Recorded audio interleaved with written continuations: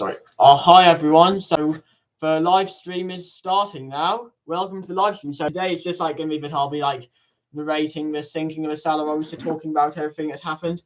So I'm just going to quickly get my iPad music set up. So there's So it's like there's Salerosa sinking today, like fictional sinking of the Salerosa. I'll be checking in on chat occasionally. I'm able to all the time though, but I will be checking occasionally. So please keep behavior appropriate. But so here's how the sinking was starting. Turn the sound up. So basically, the Salerosa. How do I screen?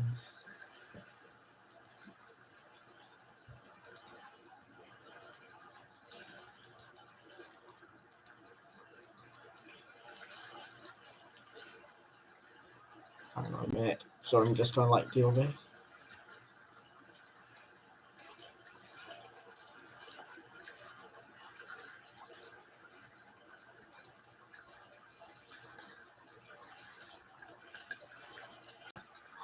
Okay, sharing screen now. So basically, the Salerosa was this is the cruiseliner Salerosa, so I'm gonna have to move on. But basically, this is where it's heading to. The fictional city called Twangolfa. The radar had stopped working after making correct. Their sun won't rise till 27th of April due to a fictional solar event 300 miles off the coast of the US and Canada. So look out, Adderley and Nomadic. It's about this time something unfortunate happened. So look how Adderley and Nomadic on the Salerosa. Oh yeah, by the way, so this premiere live is just gonna also talk about everyone in the Salerosa video. But look how Adderley and Nomadic spotted an iceberg and called the bridge. Who asked what they saw, and Adderley said there was an iceberg. They thankfully quickly gave an order to turn the ship. About 50 seconds later, first class passenger ocean lines and cruiseliner. So me saw the berg as he was about to head inside underneath the third mast. He later also drew a sketch of it and later described it looking like the Rock of Cornwall at Whitsand Bay. Well, Salerosa is turning. The telegrapher to this stage was run to stop. And a minute later, the Salerosa struck, reaching several compartments. So those were boiler room 7607 was only slightly damaged. First, cargo holds 1, 2, 3, 4, 5, and a 4-peak tank. Salerosa began to list over to starboard. I put a hard starboard and reverse the engines, but too close. Well, an order was given to turn away, and it turned away from the berg. Stop engines. And 3 minutes later, it completely cleared the berg.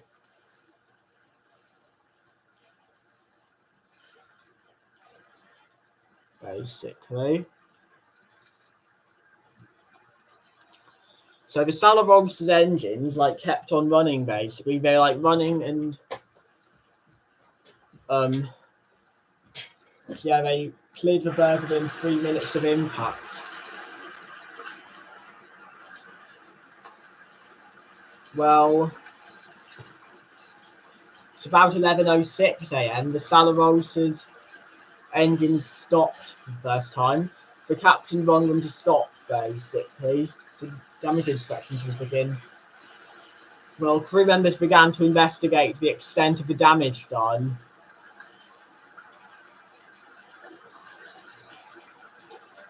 Right, I'm just going to quickly leave a message in the chat.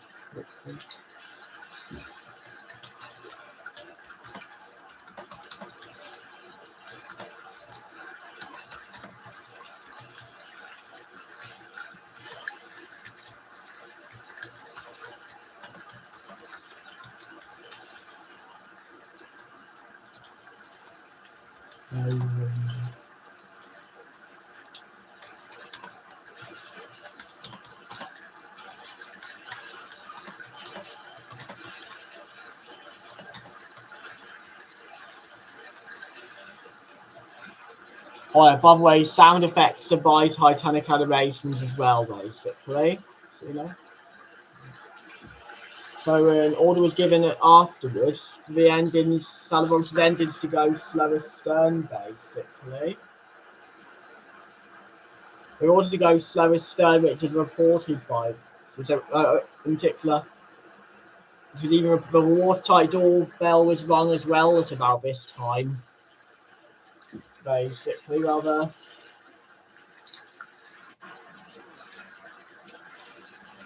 The Salerosa. Then its engines are going slow astern at about 9 minutes after impact for damage inspections awarded. Then at about 11:15, the Salerosa's engine stopped, basically.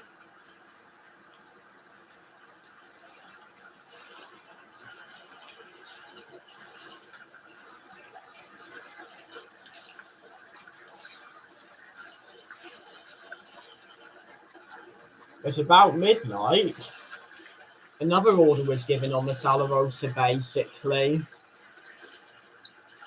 This order was for the engines to go slow ahead, while the Salerosa's starboard list was starting to become noticeable.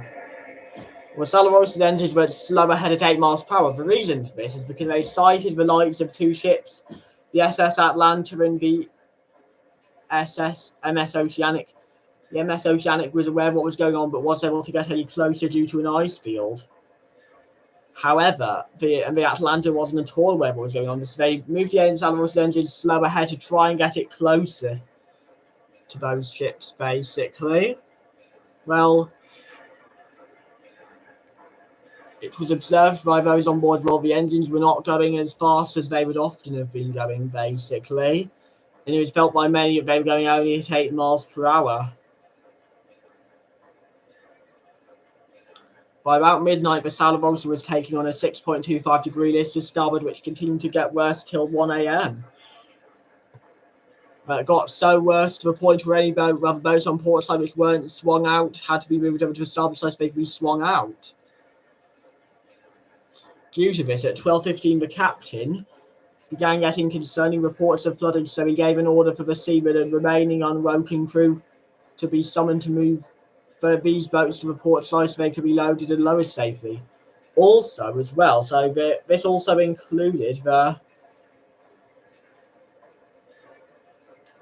so those ordered to be, the crew members ordered to the other side was basically, so those on duty, so basically, so the stewards were given an order by the captain to rouse the passengers in case needed. So the stewards were tasked with rousing the passengers. The musicians were told to just remain where they were in case they needed to play music.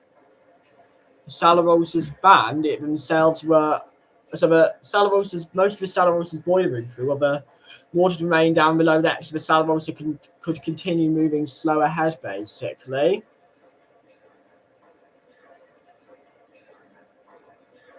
Well, as well, the Salerosa as well, the engines were starting to go slow ahead, basically. Whilst they were going slow ahead, their plan was to try and get a bit closer to the lights of another ship that they had seen on the horizon and believed if they moved the engines slow ahead, they could get as close as they could, basically, to begin the evacuation. This is what the plan for the Salerosa was. They moved the engines slow ahead to begin the evacuation or to get closer to another ship. Then when they begin the evacuation, basically, they would then stop the engines where they planned to begin the evacuation so they could evacuate everyone on board. Well, the trimmers and stokers were ordered to remain where they were along the firemen. However, those working at the electric engine rooms, most of those were, along with several boiler rooms, were dismissed from their posts in order to help prepare those boats. So basically, some notes: the boats F, D, 2, C, because all the Salerosa's boats each weighed about 100 tons each. The crew members working on the Salerosa, so most of them were trained to lift about 0.1 tons while still walking at normal, whilst walking at a rate of 1 foot per second, basically.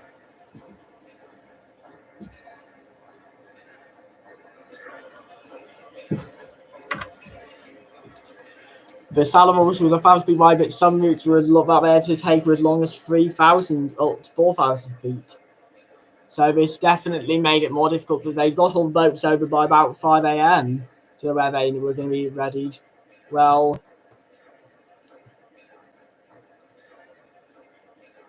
the Salerosa sinking. So basically, the lookouts on duty were lookouts Adderley and Nomadic. The passengers were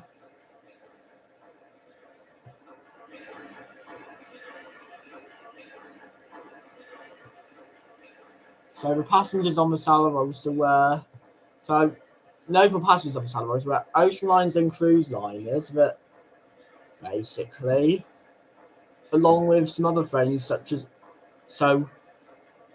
the officers involved on board was some freaking fantastic films. Daniel Does Stuff 18 and Tiger Mite, while for the crew members, the lookouts were Adelina, Maddock, and Bladness, basically. Well, so those were the lookouts, basically. Well, they'll all be listed after the stream is finished.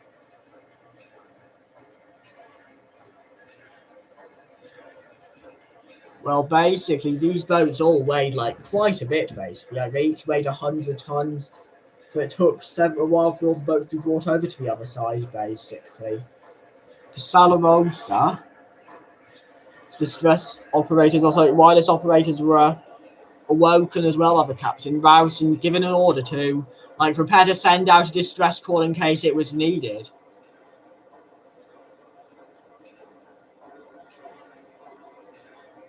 Well, basically, the captain, the Salerosa, also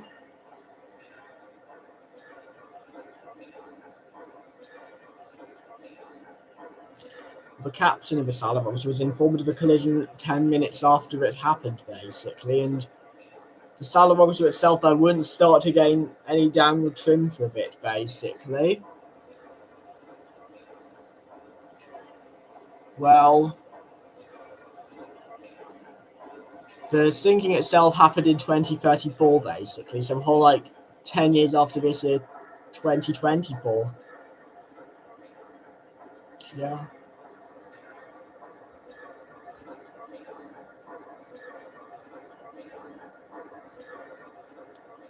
Well, the Salerosa itself, a lifeboat, so these are the Salerosa's lifeboats, so it had 2 metal cutters, 1 and 2. Those boats' capacities were about 450. These boats' capacities were 500. The collapsible boats' capacities were also 450. It had 10 anti-fouling decks, 25 hull decks, 34 superstructure decks, and 6 decks on the bow deck, basically. That was 75 decks from here to here. When the Salerosa's plunge began, everything about after the bout here was coming out of the water then. The Salerosa had 12,000 passengers and 8,000 crew on board. Well,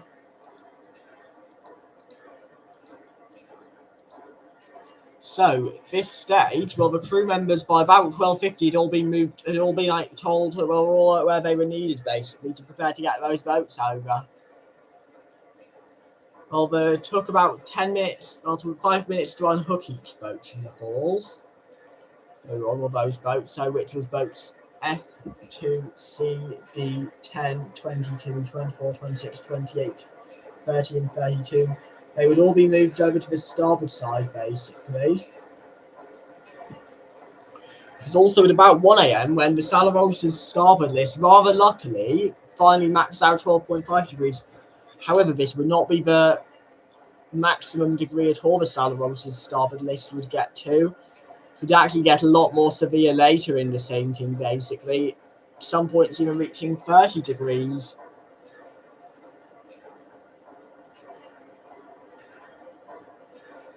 Well, basically, the Salerosa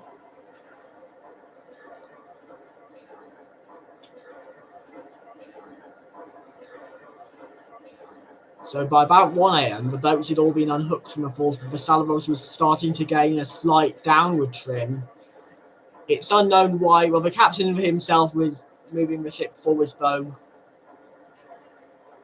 it unfortunately just like meant the increased forward momentum of the Salerosa, which caused her to sink more, similar case to the Britannic and Lusitania. And moving those ships slowly ahead. Right, well, moving those ships ahead after impact for too long just caused increased forward momentum, increase in the rate of sinking.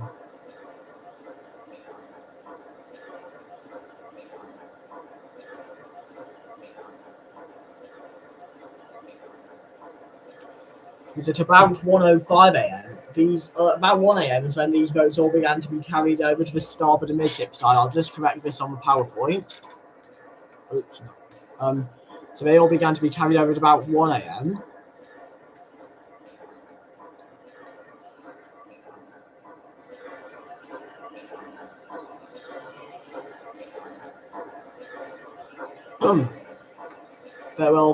So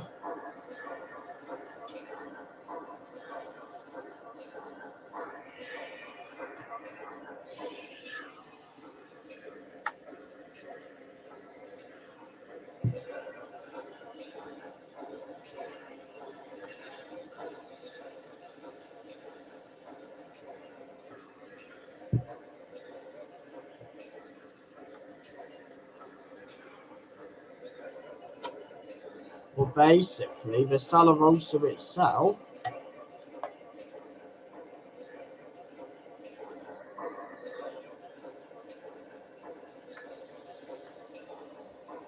the engines are moving ahead at a slow rate of 8 miles per hour, but this wasn't slow enough to cause steam to start venting. Though steam would later vent from the Salerosa, but it wouldn't be for a few hours basically, rather.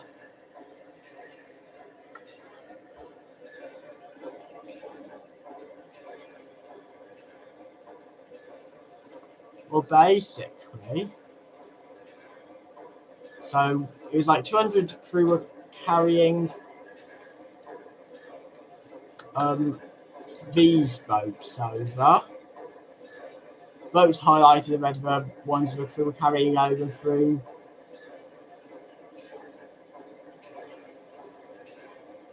About 200 crew were carrying over.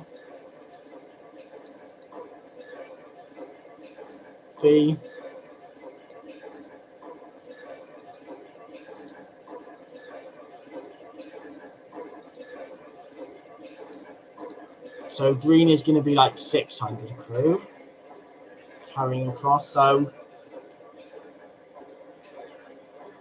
basically, so these boats, so the Salerosa had 32 boats where the collapsibles were. So boats C, D, E, and F were on the deck, while the other boats were while boats A and B were on the roof. Well, basically,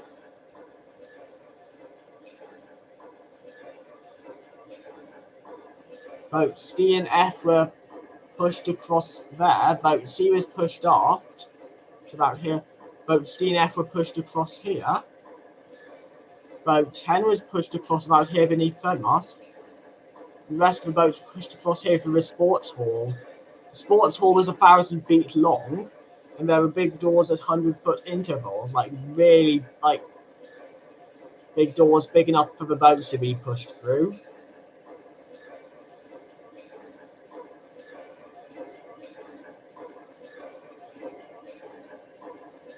Well, basically, the Salerosa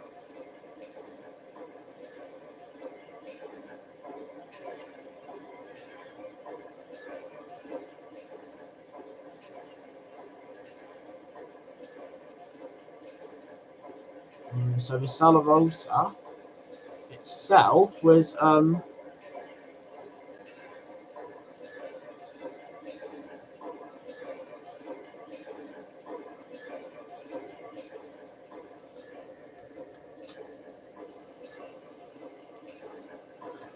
so just typing high base being complete. Yeah, so the Salerosa, so the corridor leading from the bridge to the officers' quarters actually also goes across the deck housing. So I'll just quickly show where the door of to the Salerosa's bridge was. So this is where it is. Well, basically, the Salerosa was starting to gain downwards when it was about 1 a.m. The starboard list maxed at 12.5 degrees, which is a pretty heavy list. It was actually about strong enough that those boats were not able to be swung out. I mean, the boats could be swung out, but there to be like no lists in the opposite direction for them to be swung out, or lists in the direction they're in for them to be swung out effectively. Well, it took a while for these boats to be carried in, so we'll come back to these boats in a little bit.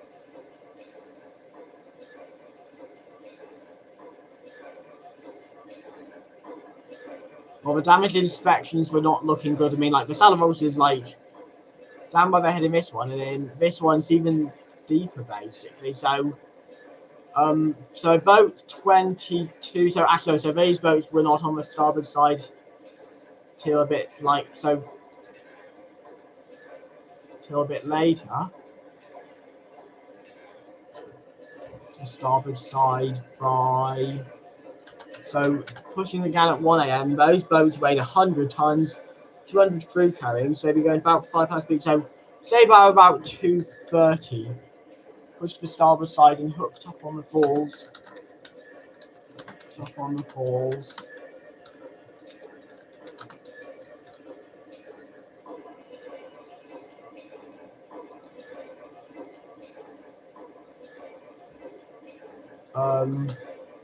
So 600.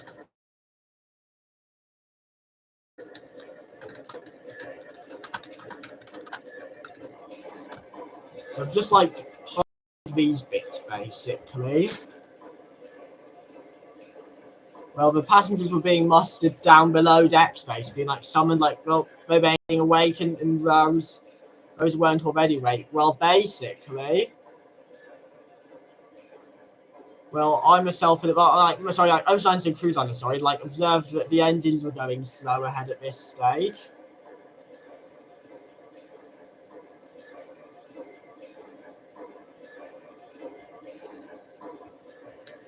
Well, the Salerosa's engines, the Salerosa was going slow ahead at this stage, and me, like, so Oceans and cruiselines knew the engines were going slow ahead because, like, he could feel like the vibration of the engines in the bathtub basically. So to prove they were still going ahead at times, he like got into a bathtub and like see if he could feel for the engines. And if he could, that meant they were going slow ahead. By about 1:45 a.m., these boats were about halfway across. However, the damage inspections were not looking good, so the captain gave a call up to remaining crew and ordered them to muster the passengers. The stewards began to rouse and muster all the passengers. Yeah, you can see the Salerosa was sinking quite badly, basically.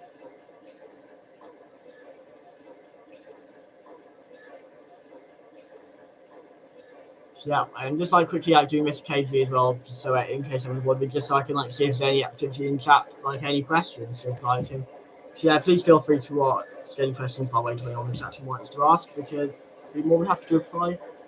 So yeah, so the Salerosa is.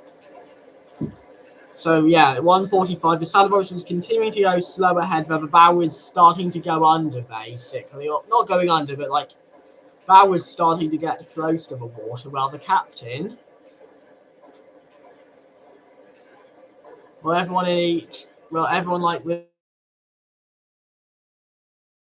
new British, like, everyone in the engine room. So, also in my cabin, with two friends, well, there's like we actually had a screen now we can like showing the telegraph orders because that was something I was interested in, and it showed the telegraph orders just as the collision occurred. According to like what someone else in our cabin who's with us told me, it's about when after I came back in that the telegraph went to stop and they felt the crash, and then. Afterwards, when I came back in, I noted it going slower stern, so it must have gone slower stern just before I came back in. Then I was told that, but then I saw it go to slow, to stop afterwards.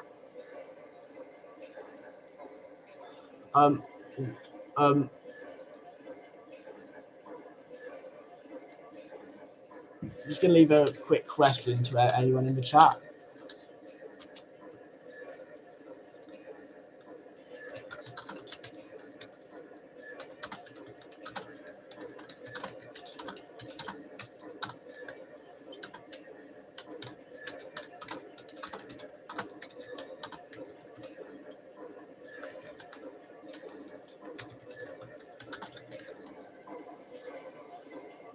Okay.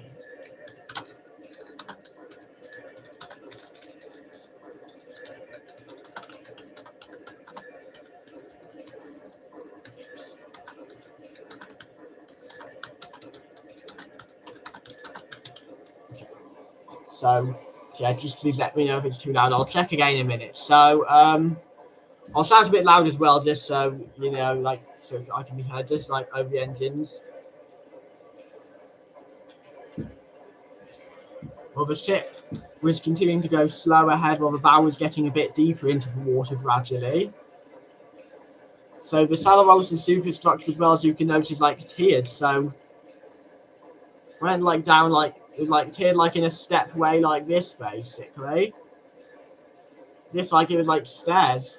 Well, basically, the telegraphs then read.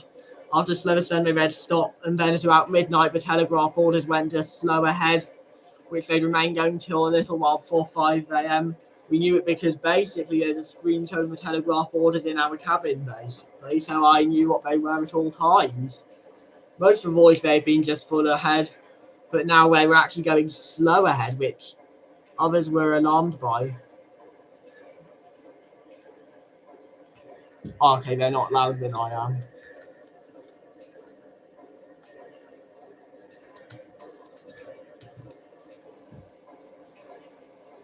So,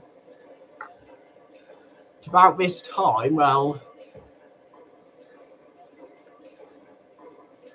I decided to go aft along with another friend, Iron Raptor and Extremely, to check up on Honor, another one of our friends on the ship. Well, so our cabin was about here, his cabin was here. Well, it took us a long time to get to his cabin. Well, so me and Iron Raptor went to his cabin while Extremely remained at the door, basically. We went to his cabin eventually, and we were there by about 2:30. When we got to his cabin, actually we were there by about 2:10, leaving to go to his cabin at 1:50. When we got to his cabin, the following exchange happened between me and Honor. First off, we have struck an iceberg, I asked to Honor. I know we struck something, I felt a shudder on it, and I thought we'd hit in another boat. My reply was, well, the engines are going slow ahead, so it looks like we may be okay. Just remain awake for a bit in case it changes. The engines are slow ahead for the minute, so hopefully everything is okay. I then replied. Salerosa's engines were going very slow ahead, but they're going slow ahead at 8 miles per hour.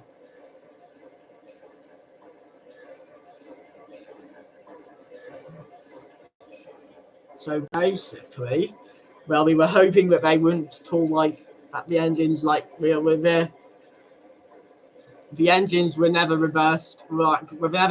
Engines were never reversed to full astern, but they were reversed to slow astern. Well, at this stage, the boats were being all carried over to the other side.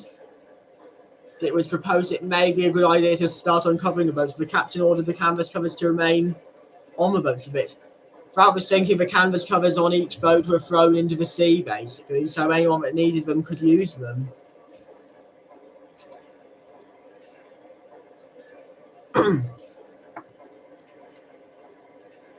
Well, basically,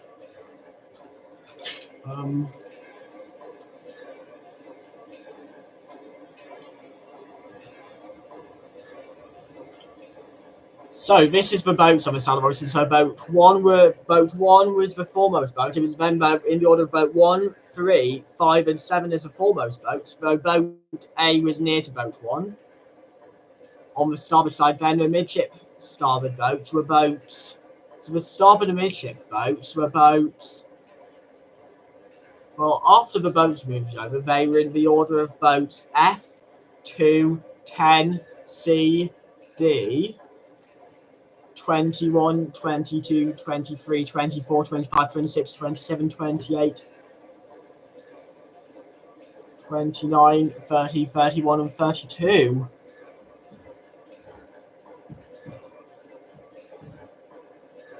Well, basically, these boats. Have a quick drink, please.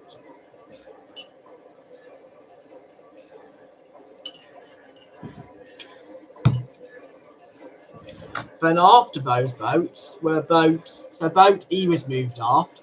After those boats were boat 9, boat 11, 13, 15. After boat 15 was boat E, then boat 17 and boat 19 was the aftmost starboard boat. Boat A was on the roof here, basically, and was the only boat to not get away in time from the Salerosa. You know, we can just draw the boat there. Not sure why. I'll just do it for the fun of it. Pretty bad art for me.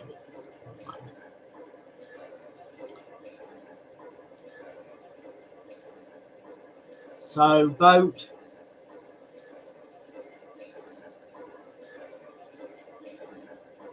Oh, I'm just going to leave another quick message.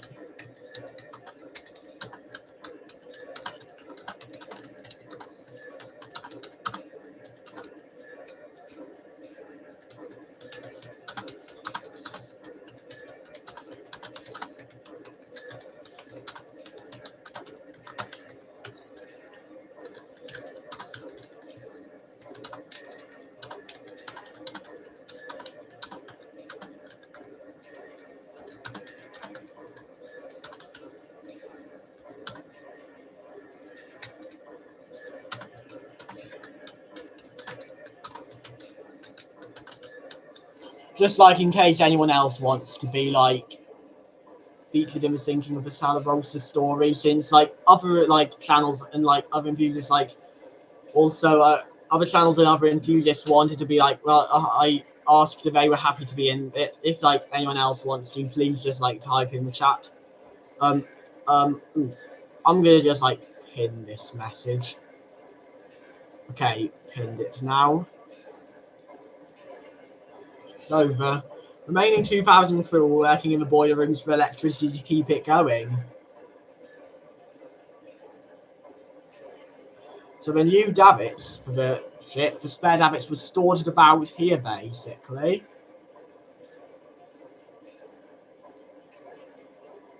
The davits themselves didn't weigh that much. They were like...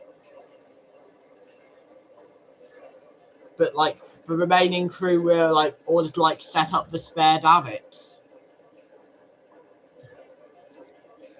Well, basically... It's about this time, 2 seamen on the Salerosa. Both were well. There was like almost every crew member on the Salerosa was awake at this stage, apart from and aware of what was going on. Apart from the 2 quartermasters at the stern, all the other passengers were awakened and informed about what was going on. Oh, can I be thinking?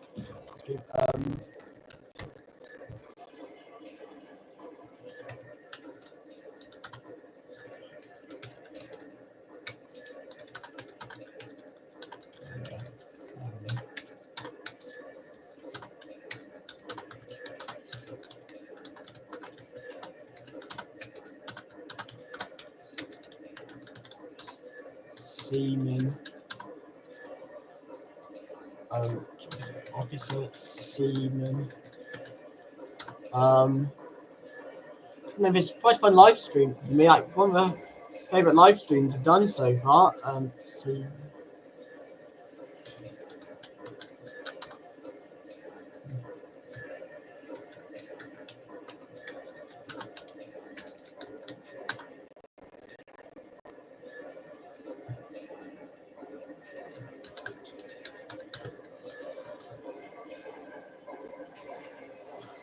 So these boats were all like connected to the falls basically. There's like 2,000 crew working in the boiler rooms for electricity. Well, basically, the davits were stored about here, they're being moved at the same time as the other boats being carried over. About 2:30, well, just before 2:30. So it's about 1 a.m. is when the spare davits were being carried over, and they were being set up by 120 and fish, set up by 2. It's about 2:30. So boat F was placed at the forward end, the aft starboard boats, placed on the falls, placed on the falls and hooked up. And just after boat F was boat 2, which was put forwards. Boat 10 was put behind Boat 2. Boat C was put behind Boat 10, and Boat D was put behind Boat C. All of 4 boats were hooked up to the falls. The off-starboard boats did actually have some like gaps basically between each one.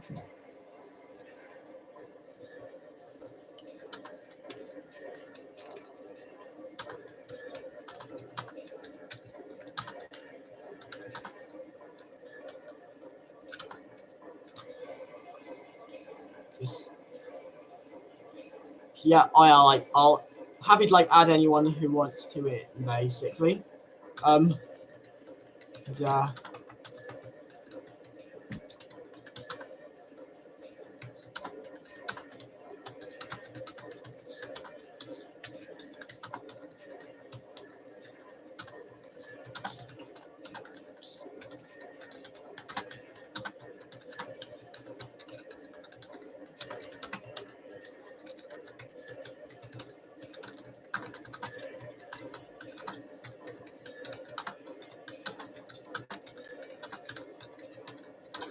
The Salerosa. Well, basically, so boat 22 was placed between 21 and 23, and between 23 and 25 was boat 24. Between 25 and 27 was 26. Between 27 and 29 was 28. Between 29 and 31 was 30, and 32 was placed behind boat 31. So these boats were all hooked up to the falls at this stage. So now the next stage of evacuation could begin. Well, by now these boats connected up. An order was given to carry boat E aft and hook it up on a spare set of davits, so boat 19 was moved aft a bit. Boat 17 was also moved aft a bit, and boat E was carried after the spare set of davits being installed between 15 and 17. Well,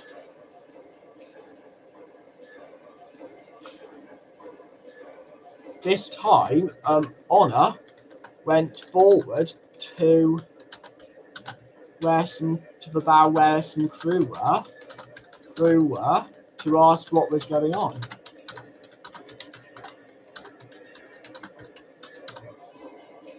Well, boat E was being carried aft basically by the crew. It would take until the first boat was leaving for the boat to be left where it would be needed basically. Well,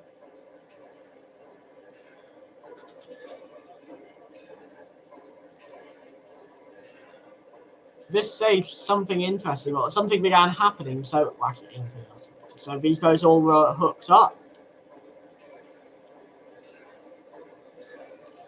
It's about 3:30 a.m. Also, so it's about 3 a.m.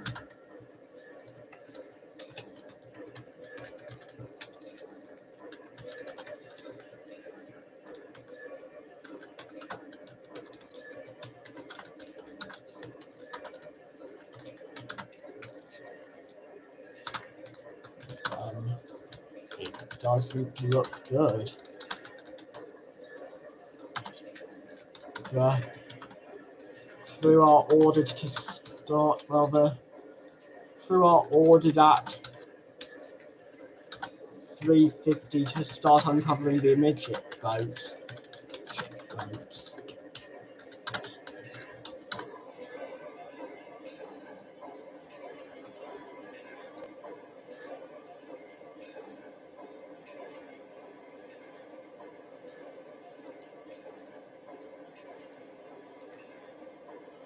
That bit is a bit difficult to see, so I'll just like have this bit all in green basically so it can be seen. Yep, so the passenger extremely overheard a few crew members saying it didn't look good, and the orders were given to uncover the midship boats. It's about 3:20. The band, Salerosa had a band, and the Salerosa's band started to play. So boat C was all.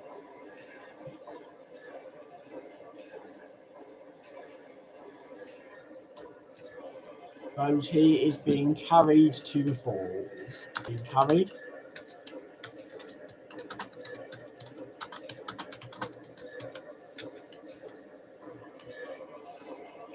Well, basically, there wasn't a lot of panic on the Salerosa at the minute. The panic would come into the sinking a lot later.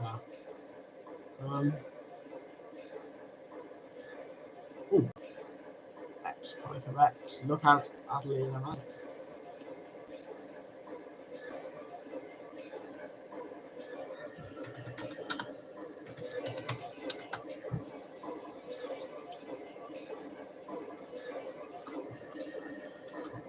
Hi, X, X. What? So.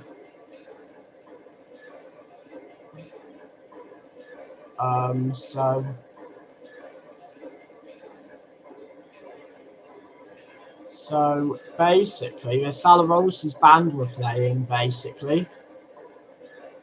Was the band were playing, so look out, sadly, and Nomadic, meanwhile, were both like on their posts. They were aware that something had happened, but were not as concerned as they were before, since the engines were going slow ahead, meaning that it must be mainly resolved. Yeah. Did I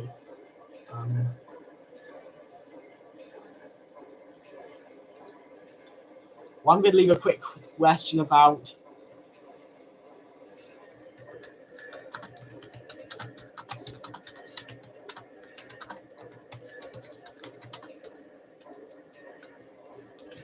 I'm going to leave a quick quiz question about the fictional sinking of the Salerosa. So which boat did I leave the Salerosa on?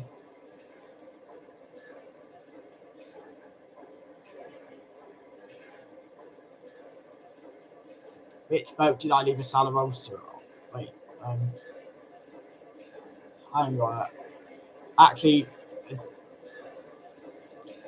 confirm, I don't think the Q&A is going to work, actually. It just it blocks the entire screen, so yeah. Actually, can leave a quick message in chat.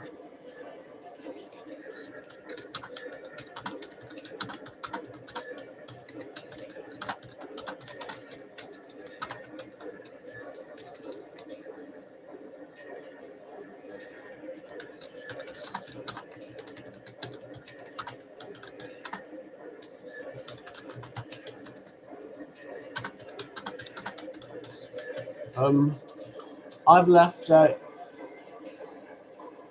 message in the chat. So about this time, about 4 AM, something happened. So while passenger Honor was seeing a crew member in their quarters who had gone back down their quarters to retrieve some belongings. So actually, as they got into an area just to talk about they were just going to where their post was.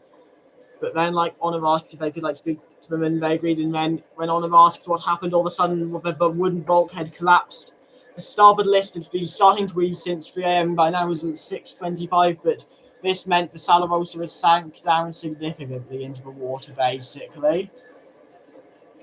Well, the Salerosa was struck from about here to here, basically. Both quickly left, and Honor headed back up to our cabin, while the crew member went to his post, seeing how much water it came up for Salerosa.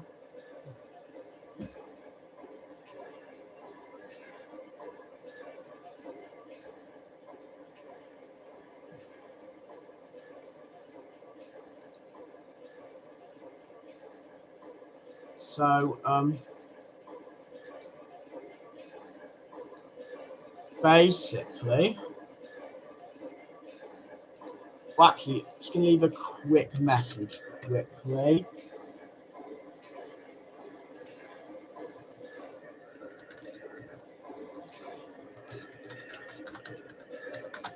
Okay.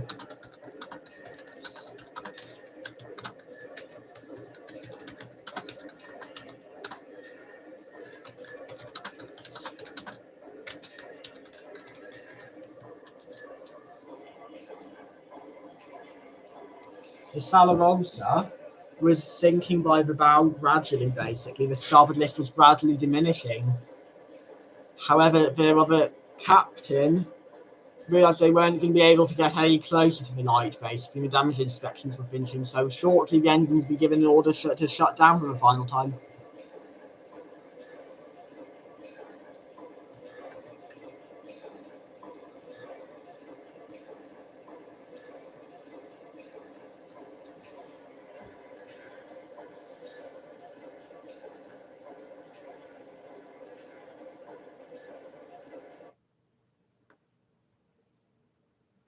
Well, at this stage, Boaty had been pushed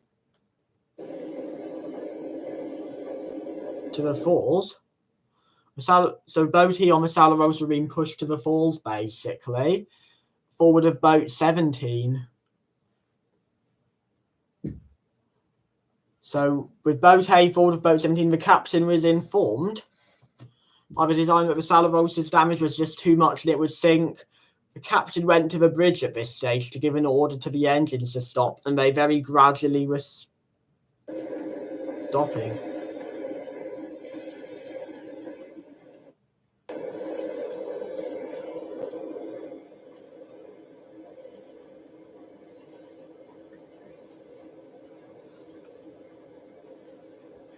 Well, basically, I'm just going to be a minute very quickly. I'll be back in 1 minute. I'll just got to drop something off quickly. I'll be back in 1 minute. Yeah.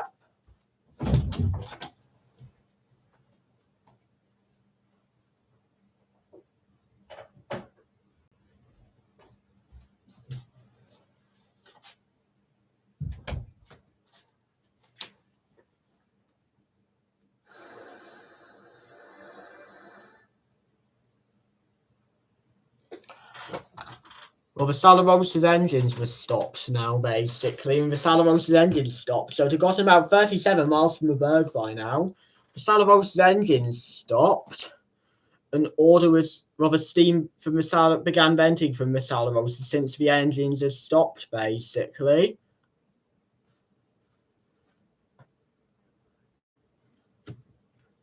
Well, basically, the damage inspections being done, the engines had stopped for the last and final time ever. The engines would never be running again after this due to the sinking.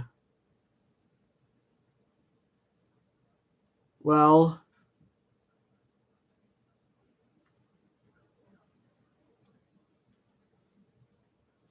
the Salerosa's starboard list had mainly diminished to a very slight 1.25 degrees starboard list.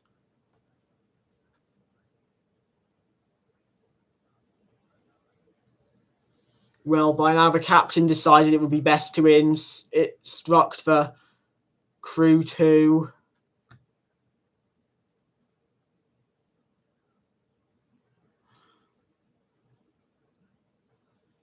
the captain was agreed that he would the captain agreed to inform the officers and radio operators about what was going on, inform the radio operators about what was going on.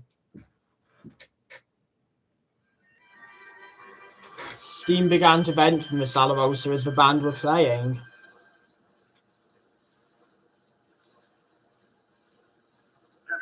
Well, basically, Captain of the Salerosa informed the radio operator about what they'd have to do. The radio operators agreed that they would start to send out the distress calls. There is a few that, the two seamen from earlier that were asleep when the collision occurred were roused from their bunks and quickly went to boats 6 and 8. They first uncovered boat 6. They uncovered boat 6 first, then uncovered boat 8. Well, basically, by now, meanwhile, the quartermaster at the wheel was ordered to. The ship is badly damaged. Send out the call for assistance. The regulation distress call sent and once. As soon as you're in touch with the ship nearest to us, tell them to come as quickly as they can. Understand? Yes. That's how the Start uncovering 6 and 8. So boats 6 and 8 were being uncovered by two seamen. It took about till 5:20, where it took from 5 till 5:20 to uncover these boats. But afterwards they uncovered boats 4 and B basically. At about 6 a.m. they crossed over to the starboard side.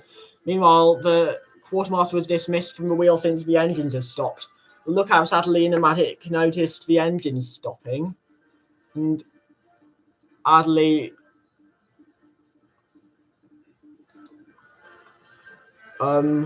made a call to the bridge to inform them about what's going on. I'm just going to turn the lights on quickly so I can see. So just so it's brighter in here, because it's a bit dark in here.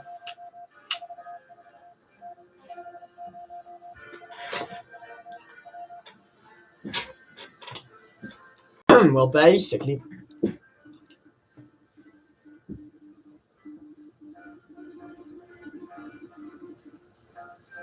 the deck crew's going after the amidship boats to begin work on those boats.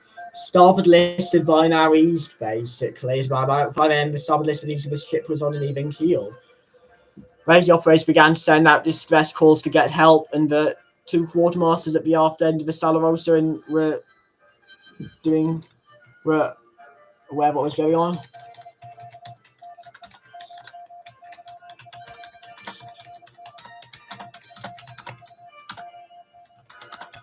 Well, by now it was about 5 a.m. as well. The captain gave an order to the crew at the midship boats to uncover them and swing them out.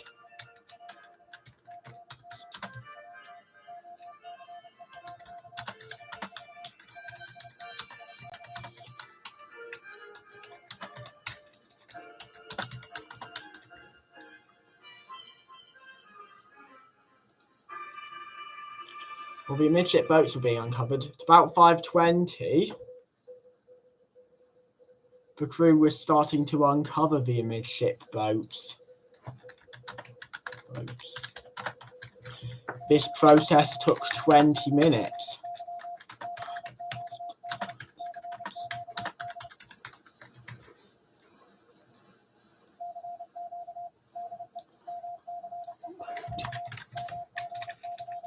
Preparations began at shortly after to get boat B down.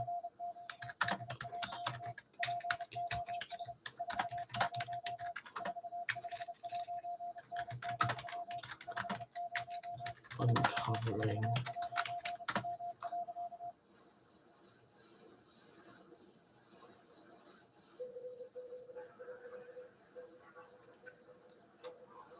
Well, at about 6 a.m., however, the Salerosa started to list to port. Well, basically,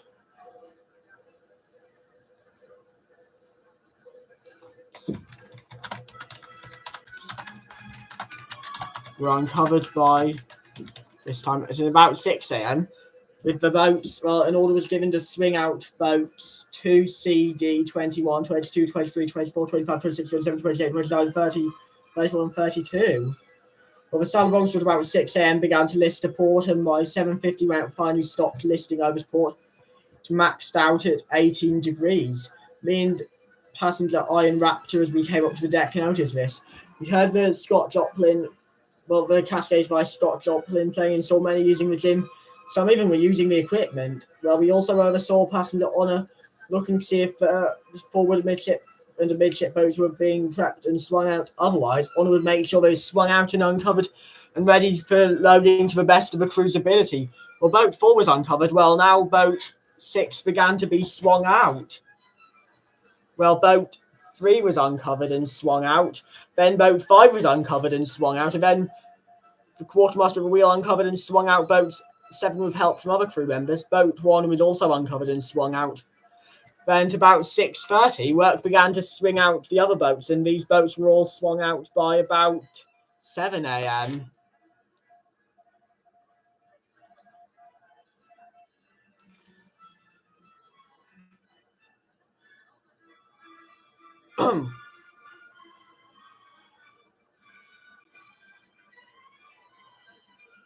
Well, boat 4 was then swung out after the captain approved permission.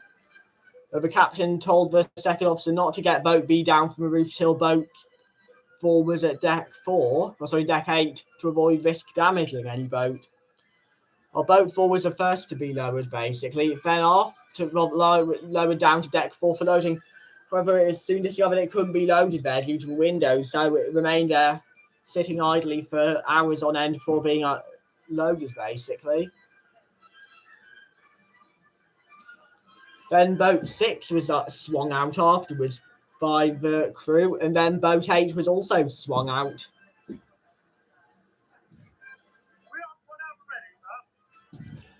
Well,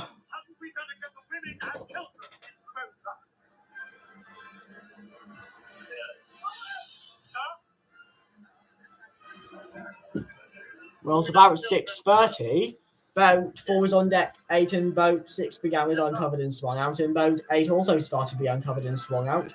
The captain gave the evacuation order for the second officer for basically forming until the first, basically. Then, however, the officer, well, similar to almost Titanic, even though none of the other ships, well, though even other ships were just like using a practice of first come, first served, which would be used on the starboard side. The officer, however, thought he meant women and children until all women and children are off, rather than women and children in the area first. First officer would allow anyone on this stage. Boat 7 began to be loaded. By 6:50, well, boat 4 was on deck 8, and the forward port boats were prepped, basically. Well, afterwards, the 2 seamen went and uncovered boats 12 and 14. Then afterwards, they uncovered boats 16 and 18. Then one seaman uncovered boat 20, and the other seaman went to the other side to uncover boat E. Well, there was about 600 crew working at, well, there's about 400 crew working at the uncovering. Well, about 700 crew at first working at forward port boats, but 400 of them went aft afterwards.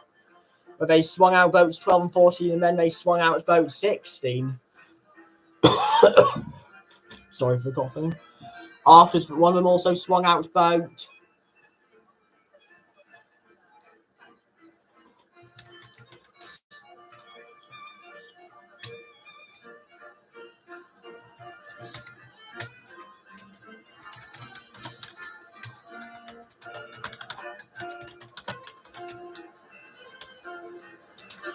Well, basically, boat E.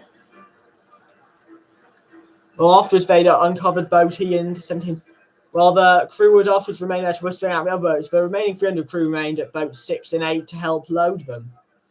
Well, it's boat 7. It was by now about 7 a.m. Well, the starboard and midship boats were all up against the side, basically. Loading for the starboard and midship boats began. Well, the first officer gave... Well, at this stage, lookouts Adderley and Nomadic overheard something going on deck, and by about 7:20 a.m. they were up on the boat deck. Well, Fifth Officer Freaking Fantastic Films was asked by the captain to oversee the loading of 7. While Fourth Officer Daniel Does Stuff oversaw the loading of boats 5, 3, and 1. The first officer went after the starboard and midship boats, which the starboard and midship boats in question were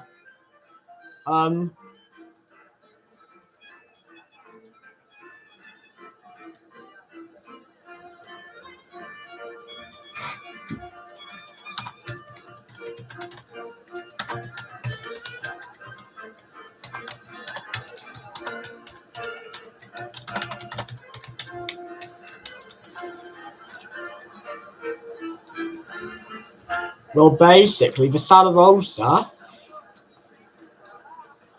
It was 7:30. The lookout Adderley arrived at boat 7's falls, and just as he arrived, Nomadic went off to uncover boat 9.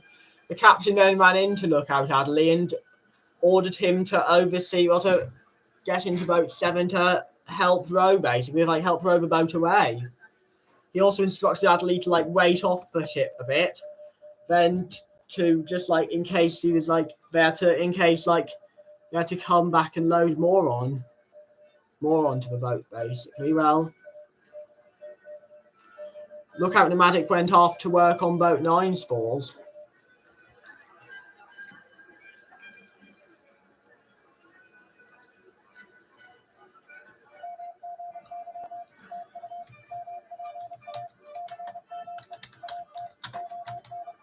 You can leave a quick message in chat quickly.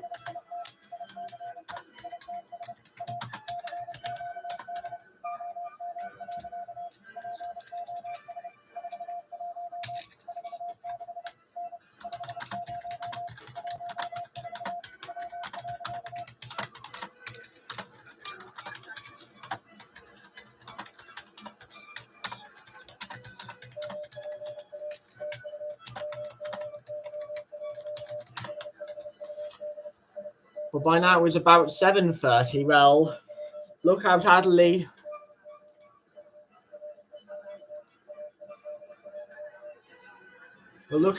got into boat 7 as the loading was finishing off, basically.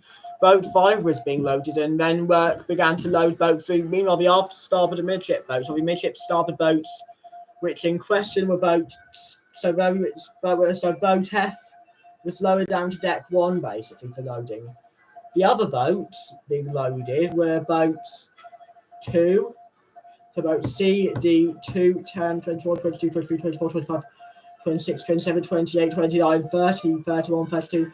They all left eventually with Salerosa 700 on board, basically. They all began to be loaded at a rate of about 4 people per minute. Their loading was underway since about 7 a.m. Well, this stage, Boat 7 had finished loading. The captain looked at Adderley and, who had stepped aboard, the port list had stopped worsening now at 18 degrees and remained there for a bit. The captain instructed Adderley to row about 100 meters and wait off the starboard bow of the ship for the gangway's doors to open. Basically, the port side gangway door at this stage was opened. Well, several ships had replied to the Salerosa distress call. Well, the nearest one was the Empress of Atlantic, the SS Atlantis and SS Oceanics lights were visible as well. Off the port bow were the visible lights of the SS Illinois, basically. We didn't know this yet, but the Illinois is in a similar situation to the Salerosa. It wasn't sinking due to an iceberg, but it was sinking.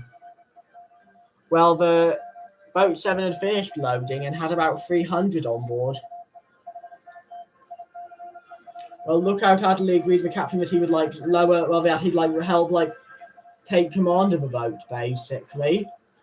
Their boat would lower into the sea and wait off for a bit before lowering. Well, at about 8 a.m. an order was given and Boat 7 began to lower away. It was lowering in the darkness. Boat 9 had been uncovered. Well, me and passengers Extreme and Iron Raptor had seen this along with passengers Honor and Concord. We all stood at the side watching the Boat 7. Well, Boat 7 leave. Well, by now, Boat 9 had been uncovered. Well, afterwards, the crew working at boats 14, 16, 12, about 600, about 300 crew gone off those boats, but it took till about 8 a.m. to swing those boats out. It seems there's half as much crew as there should have been there. Then afterwards, they went and uncovered, they swung out Boat E, which took another 30 minutes, and then swung out Boat 9, which also took another 30 minutes. Boat 9 had been uncovered, but loading wouldn't begin till about midnight. Sorry, midday. It was midday, but since it was dark, you could consider it night.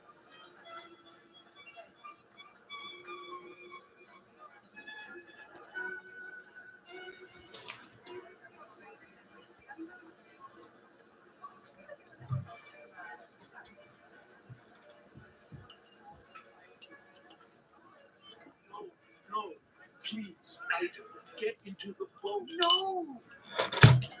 We've been together for 40 years, and where you go, I go. So by now, there was 19,700 left on boat. You know that's no on the ship. 300 having left, basically. So, yeah.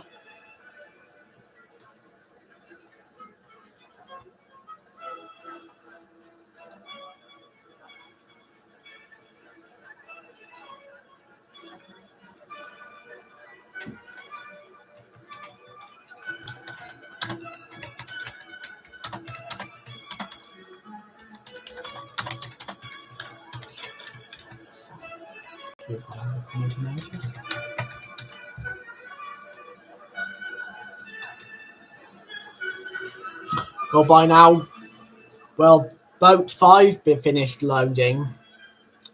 Well, Fifth Officer of Freaking Fantastic Films took command. Lowering of the boat then began. Boat 7 left with 300 people, and in Boat 5 was 350 people. So in total, 650 had left for Salerosa.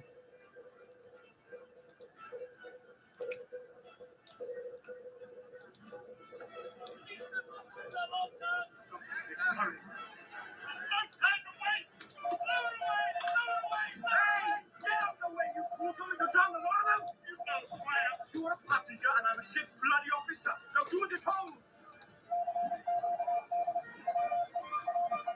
Sorry,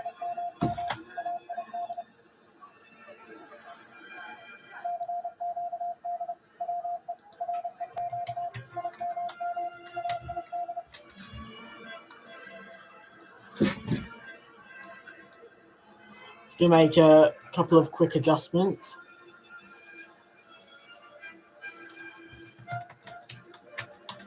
Okay, just add them quickly, and so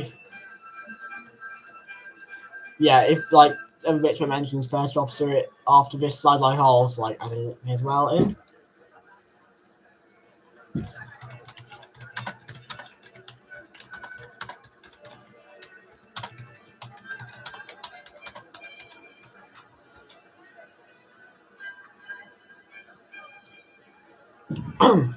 Well, basically, by now boat 5 began to lower into the sea. Well, basically, the SS Illinois had ended up sinking by accident and was starting to sink by the bow, basically, listing over as well. Well, we didn't know it was sinking, basically, then, and later found out the SS Illinois was also sinking, so couldn't have, like, at all helped us.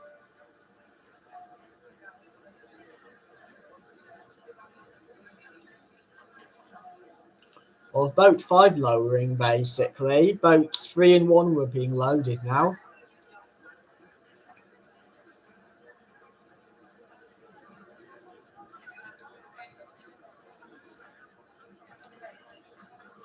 Well, basically,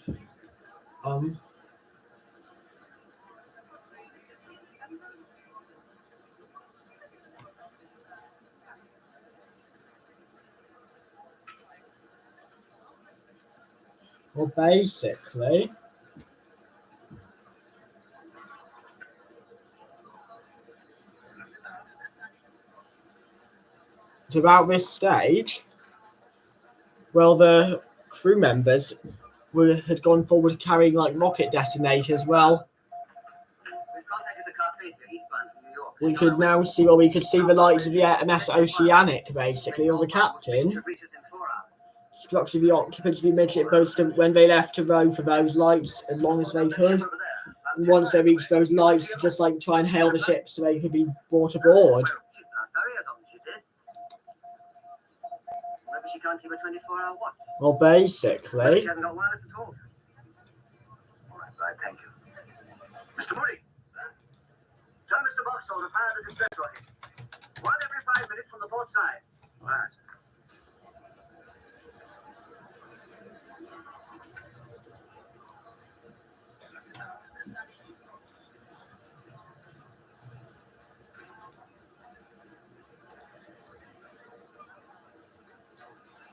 Well, basically.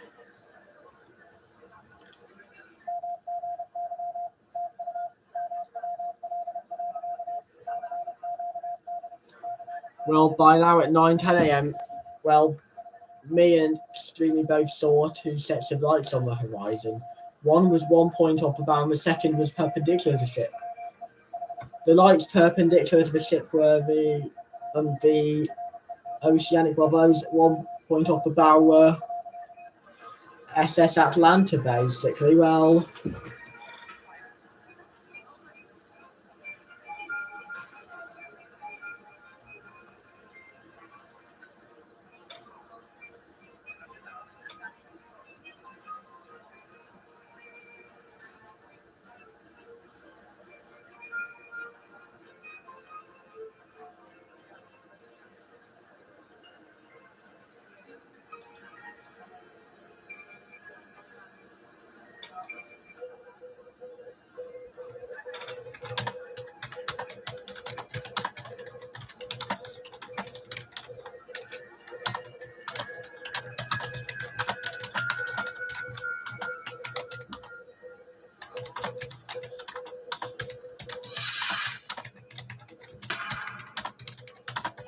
at this stage, something happened, basically. A rocket also went up. Well, me and Streamer had seen both the lights and were convinced that the rockets were trying to like get the light center. We only hoped it would work, basically. Well, afterwards,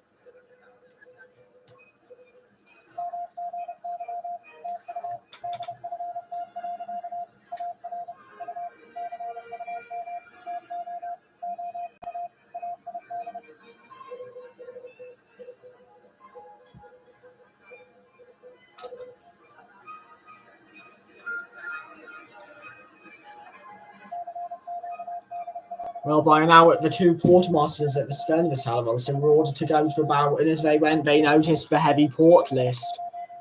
The Salerosa was listing a whole 18 degrees to port and was down by the head, but fortunately, water wasn't near the nameplate yet. At about 9:30 a.m., the first officer was loading the midship boats. Down at deck 1, Quartermaster Faithbringer was loading boat F at deck 1, but there's hardly anyone at deck 1, so there'd be hardly anyone leaving in boat F, basically, since there was hardly anyone nearby. Quartermaster at the wheel.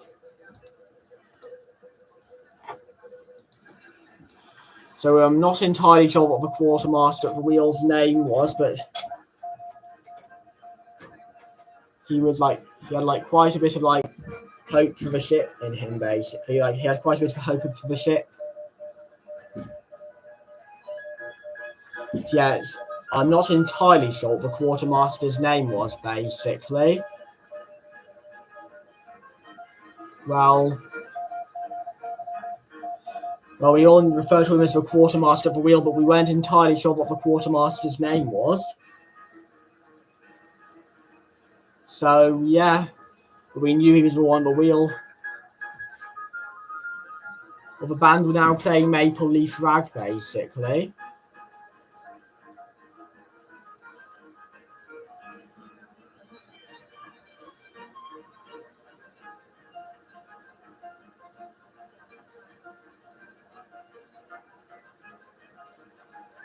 Well, by now, the Salerosa are on a port list.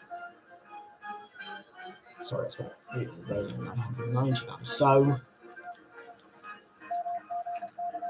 boat 3 and 1 were being supervised for loading by Tyker Mike Daniel, Dustoff 18. 5th Officer Freaking Fantastic Films left in boat 5, while the other two officers were loading the forward boats. The midship boats were loaded by the first officer, basically.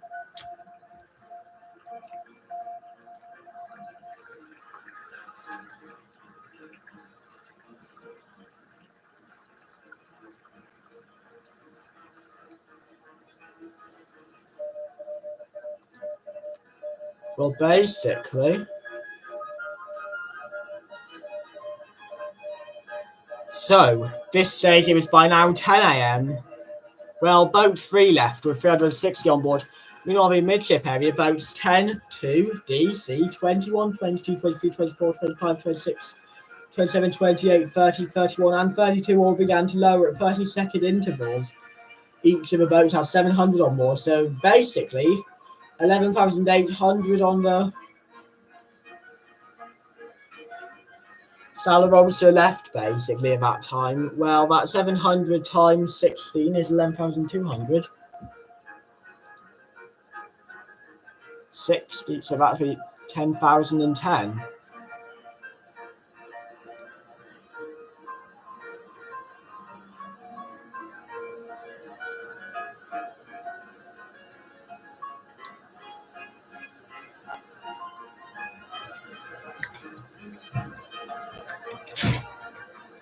$350 aboard boat. Actually, it's about 360. Well, each of the boats has 700 on board. One of the members was in charge of the boat at the tiller, and the remaining 699 occupants were rowing. They began rowing at 11:30, and about 12:22.23 a.m. the next day, they would lay on their oars at a distance of 100 miles from the ship.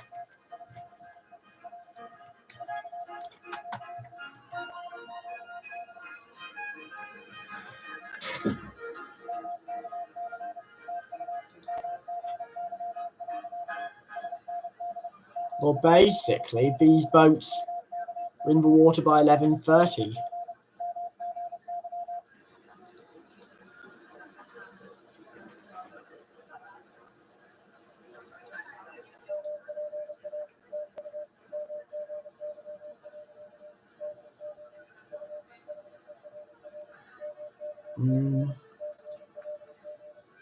Well, basically,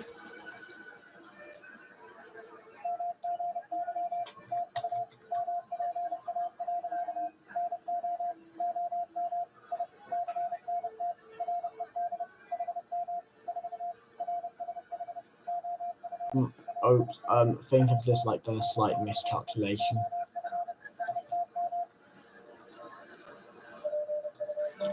So 12,210 had left so far. 7,890 were left to be evacuated. Well, meanwhile, the fires in boiler room 6 have been mainly doused. There's a lot of steam, so it's really hard to see what's going on in there.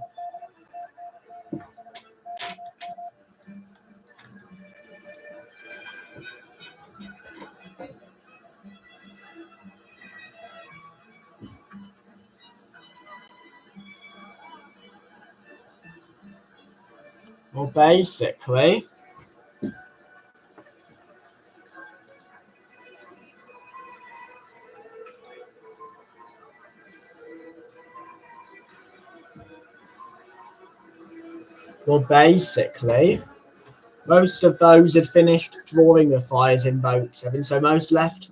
However,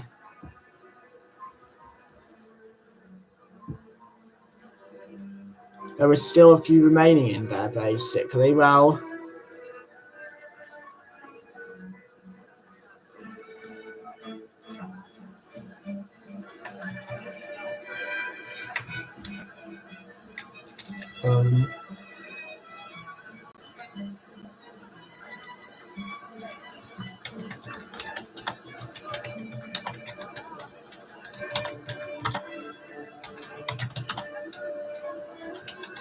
so you can leave a quick comment as to which boat should I leave in.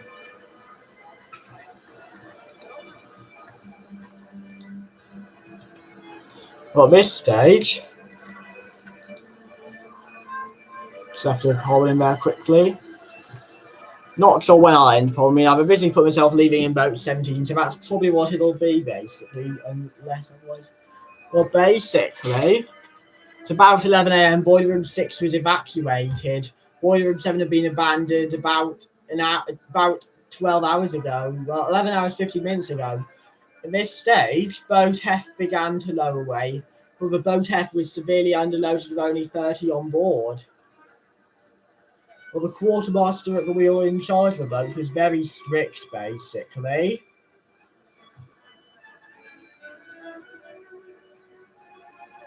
And later decided that they wouldn't be returning back to the wreck site, even though when those in the boat were protesting.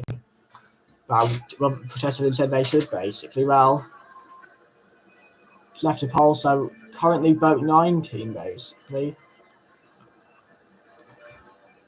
Maybe we should try that new distress call. Well, basically, at about 11:10, the steam of the Salerosa steam finally stopped venting. This left the Salerosa in an eerie silence.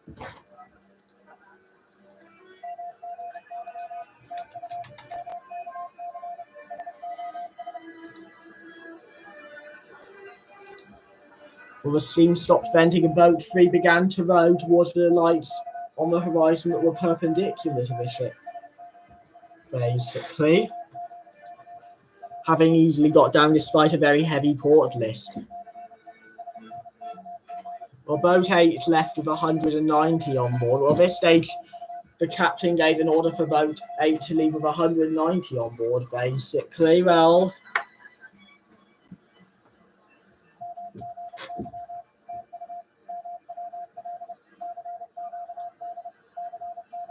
For the time being, I shall require only women and children.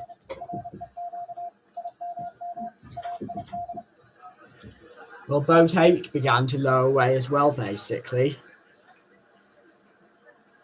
Well, boat 8 and later boat 6 would row along to the starboard side. Well, actually, boat 16, 8, and 6 would all row along to the starboard side for the lights of the SS Oceanic, since they could see the SS Illinois was sinking, basically.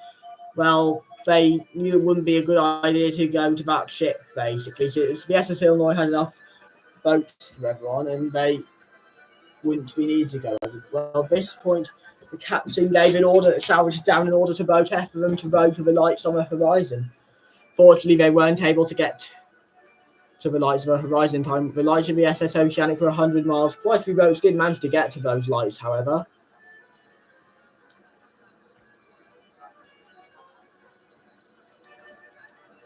The boat 3 eventually got to a distance of 2 miles. Salerosa. Well, boat 8 began to leave. Boat 6 shortly after also began to leave as well.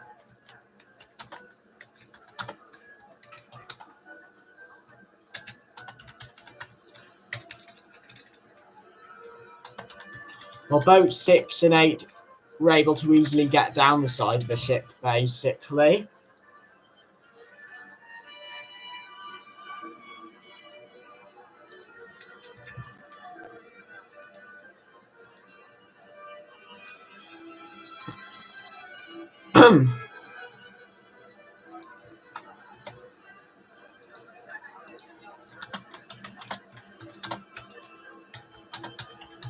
Well, basically, in both boats, 180 were pulling, basically.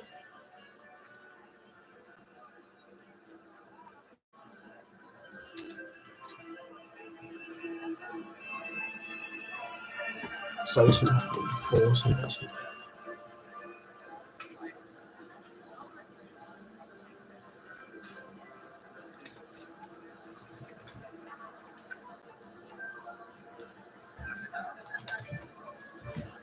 Well, in both boats, about 200 and so in both boats which left, by now it's about 1 a.m.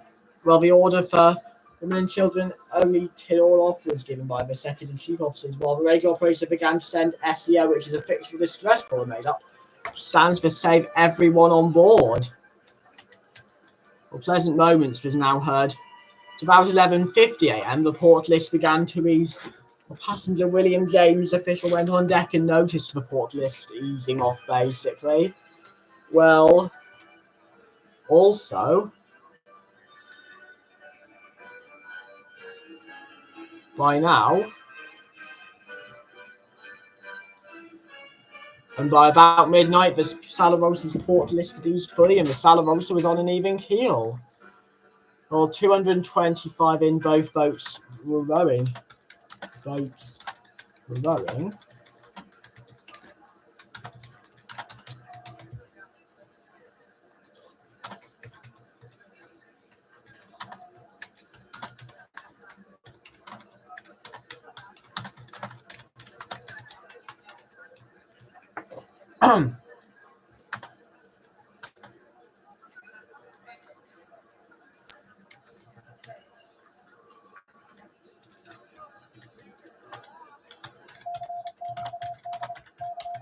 They were rowing at a rate of 28 minutes per mile,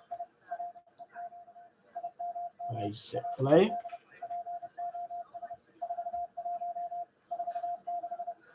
I'll leave another question. Well, basically, it's about 12:30 a.m. Pleasant Moments finished and the UK national anthem was heard. Well, both.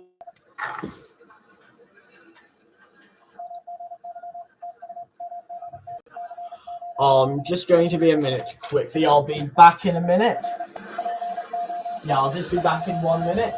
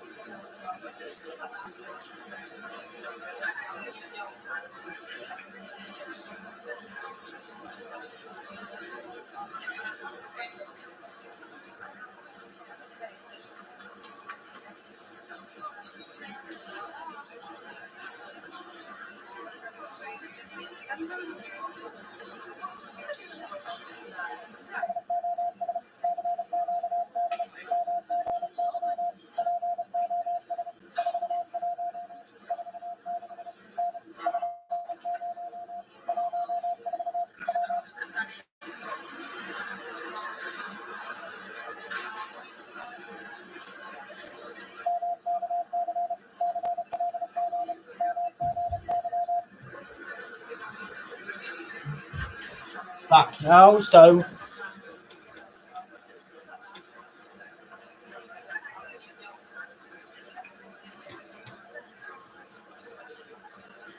it's going to be another minute.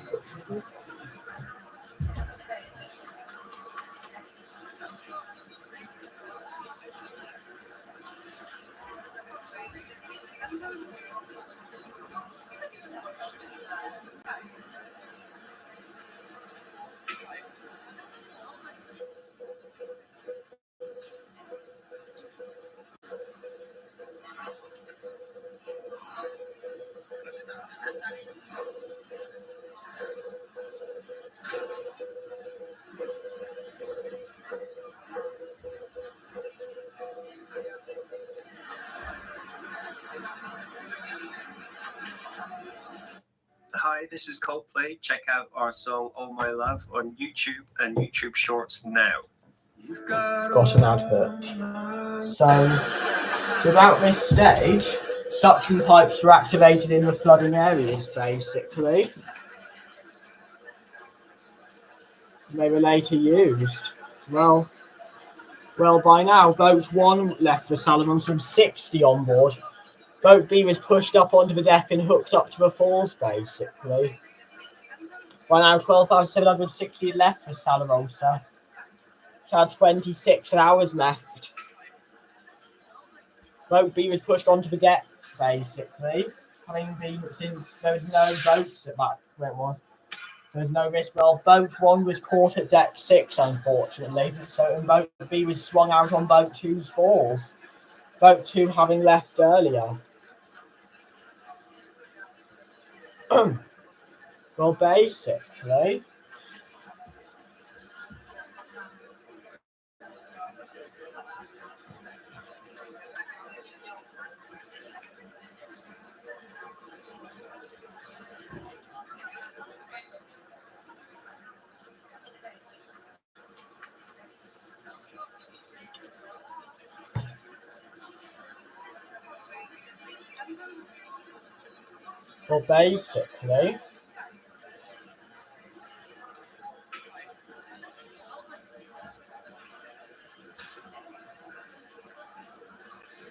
at 1:20 a.m. the band received life jackets.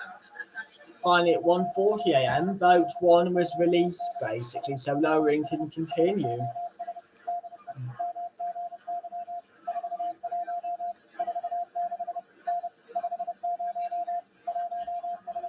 Well, Boat 1 had been released by now, and lowering could continue with the boat. The lowering to the ocean continued.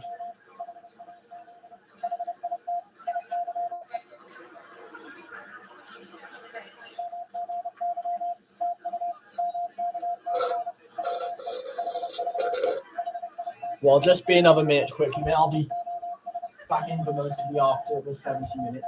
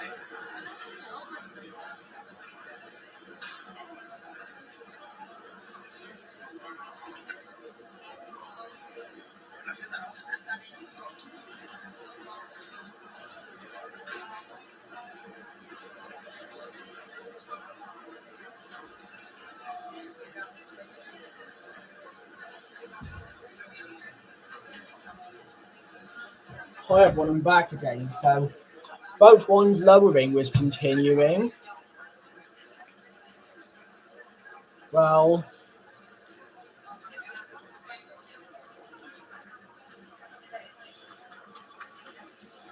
it's about 1:59. The band had stopped playing for over an hour while they went to get their life jackets. However, now they were continuing.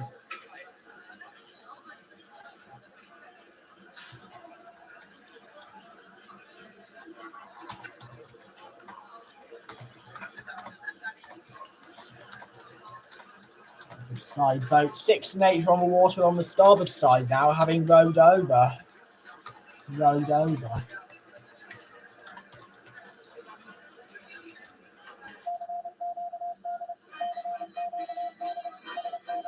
boat F, when it left the Salerosa, had scraped down the hull quite a bit. But boiler room 6 all of a sudden flooded. Crews began working on boats 17 crews went to uncover boats. Some crews had gone to uncover and swing out boats 11 and 13 and 15, which took till about 2, which took an hour then, so about 3 a.m. Well, boat F, meanwhile, was running away, basically. Well, boat 1 soon reached the water, and after boat 1 reached the water, it began rowing away as well, in the direction of boat F.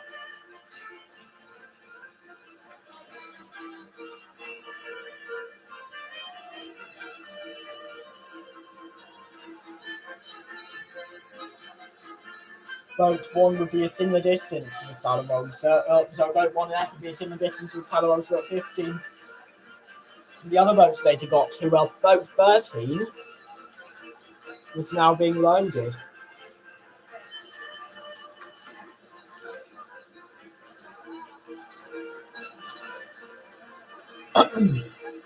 About 2:30 a.m., boiler room 6 having flooded, well, lookout landness arrived from the lookout's quarters and relieved to see boat 9 was being loaded from the boat deck. Well, boat 19 had been lowered and meanwhile down to deck 3 to be loaded.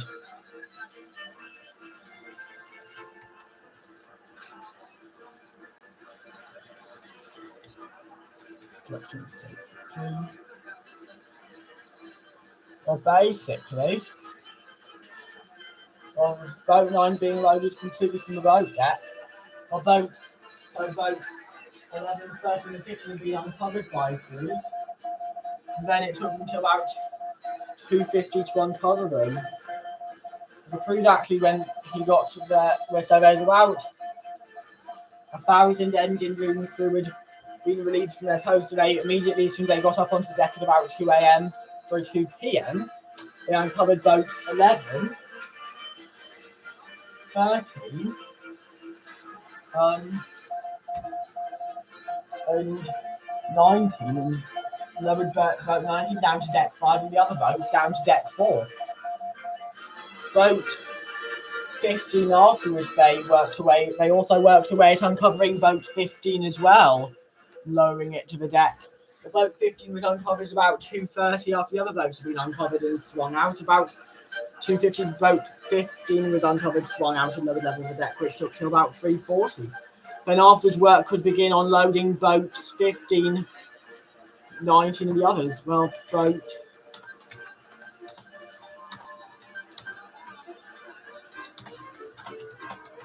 being swung out.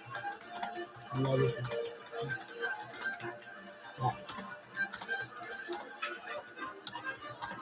We were earlier on 16, 14 and 12. They've also been swung out and lowered into the deck earlier.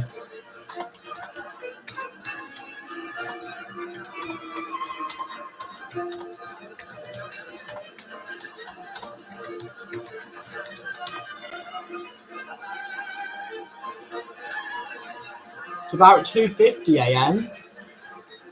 Boat 1 began to pull away as well, basically. It began to pull away towards boat F. One of the occupants in boat 1 had noted that water was beneath the Salerosa's nameplate, similar to on the Titanic. The boiler room 6 was flooded. the Salerosa is on an even keel for now. Well, basically, only boats. Well, boat B was also is also swung out.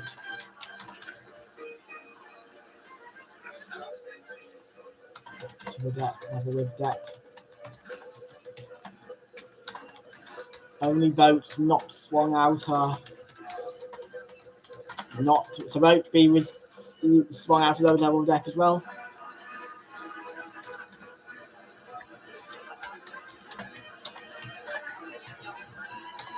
Well, basically,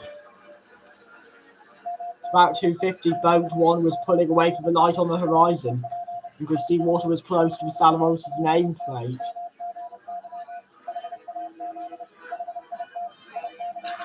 So guess they'd have to pull away. Oh, we've got 2 boats, one for 15 and one for 90. Hold on. So about 3 a.m., boat 6 was, well, boat 6 and 8.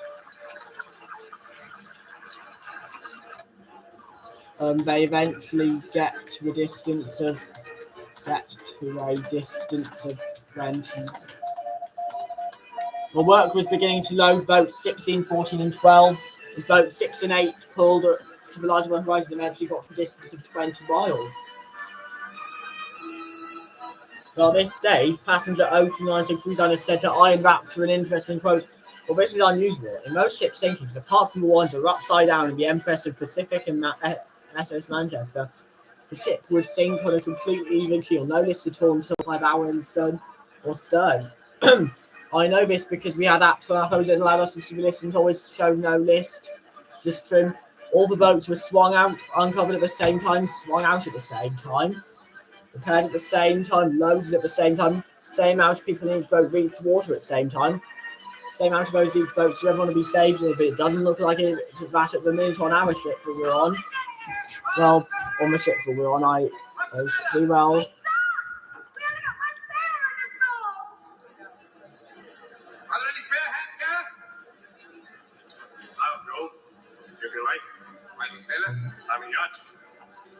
You're seeming enough to live down that lifeline you can go.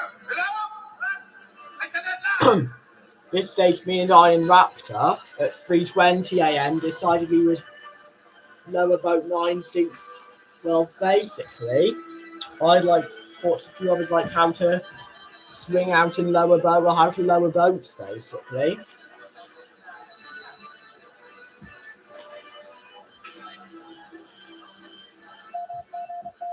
So we decided to lower boat 9.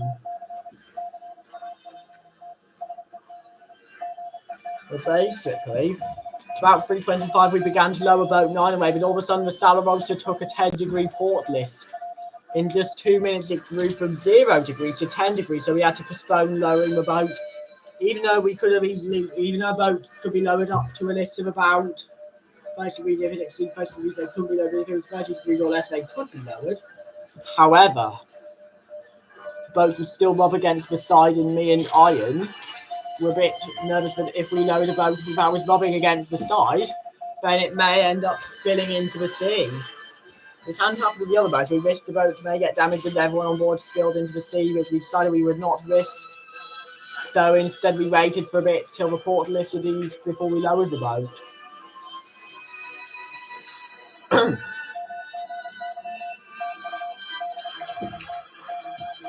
Well, basically, at about 3:30 a.m, boat 16 began to lower with 340 on board, or about 300 on board.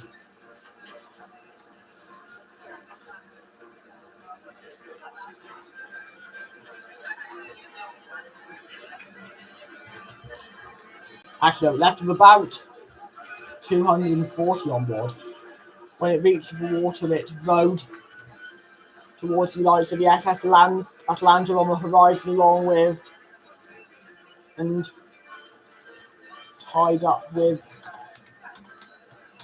lights of the SS Oceanic on the other side. Tied up with boats F and 1. It's about 3:37 a.m. on April 26th, the Salerosa's 10-degree port list began to gradually ease.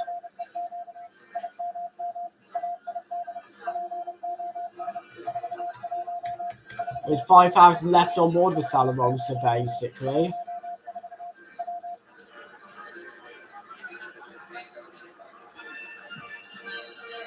A boiler room, another one of the Salerosa boiler rooms flooded. But about 3:45 a.m., the Salerosa was on an even keel again.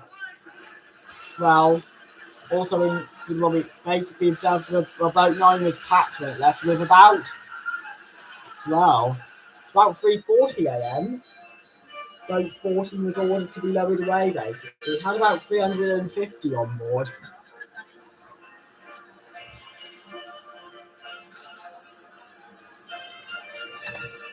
Well, 4th Officer Daniel does stuff was in command of boat 14. Amazing.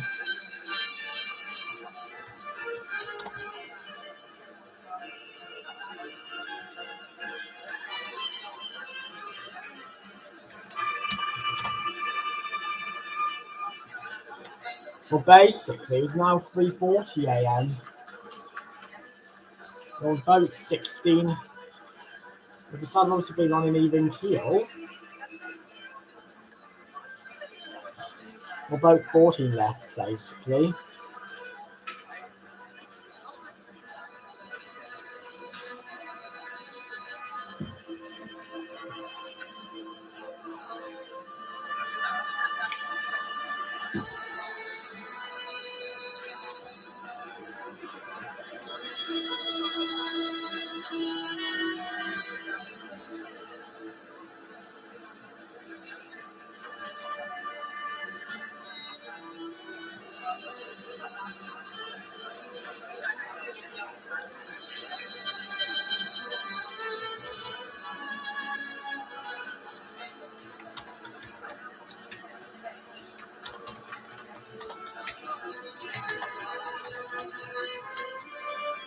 Boat 13.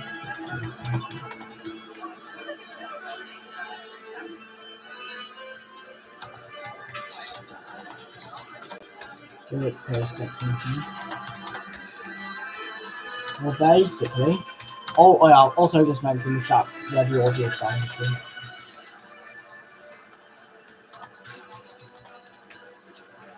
Well,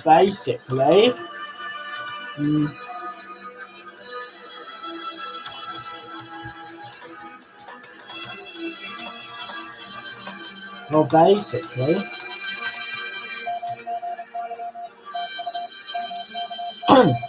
well, the Salerosa was on an even keel, basically, and boat 14 began lowering way. There's 350 on board.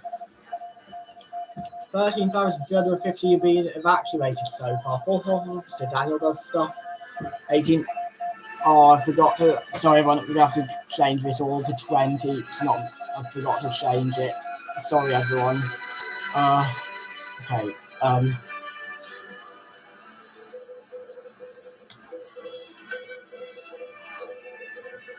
Forgot to change it to 20 on each one. No.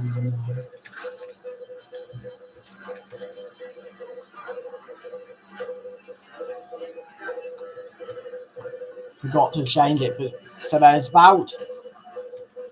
I mean, quite a few numbers are wrong as well, basically. Made a few number mistakes.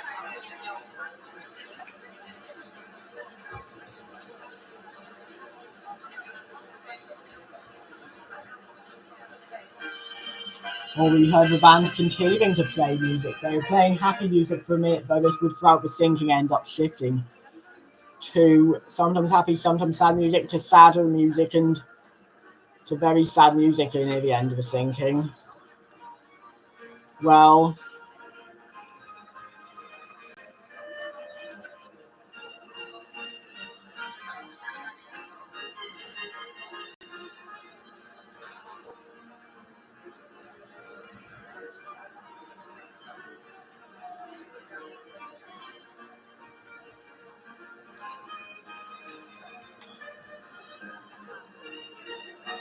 basically,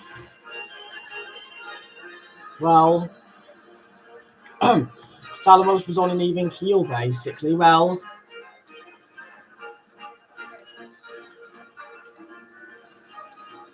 Well, boat 14 had began to lower. There was about 6,650 left to be evacuated from the Salerosa. Well, Salerosa was on an even keel, basically, which me and Iron Raptor had both observed. Well,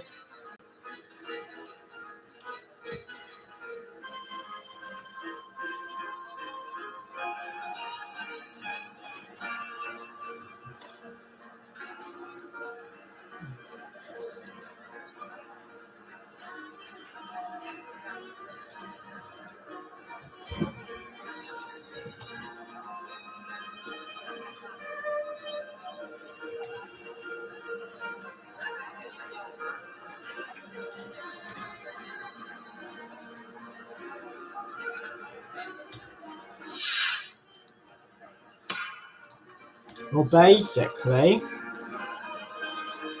panic was starting to begin on the Salerosa at this stage.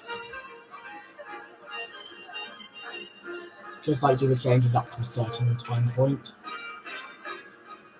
Well, so far the mood on the Salerosa is mainly happy. It's starting to get a bit panicked.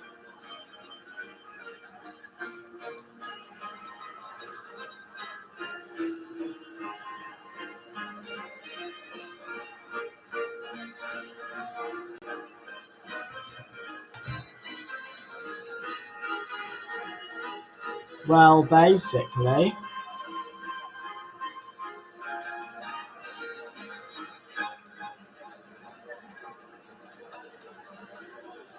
boat 14 on the Salerosa lowered at this stage. An order was given for boat 12 to begin lowering, basically. As boat 12 began to lower, had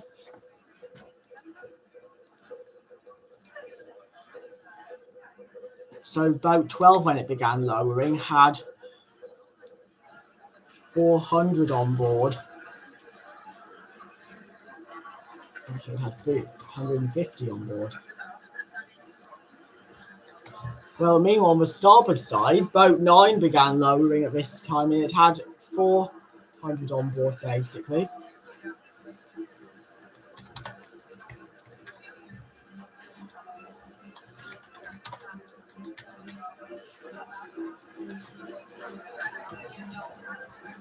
Well, at this stage, boat 9 began to lower just after boat 12 began to lower. Well, most of the Salerosa's aft port boats, boats 12, 16 and 14 had left, basically. We were leaving the Salerosa, and only one boat on the aft starboard side had left. Well, work was beginning, however, at loading.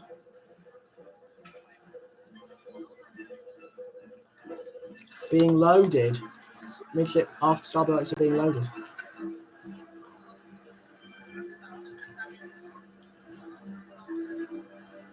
Well, the crews were working at swinging out boat 17 and uncovering it, basically. Well,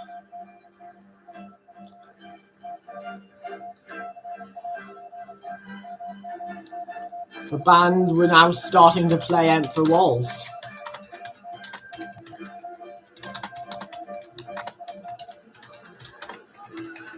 Well, basically,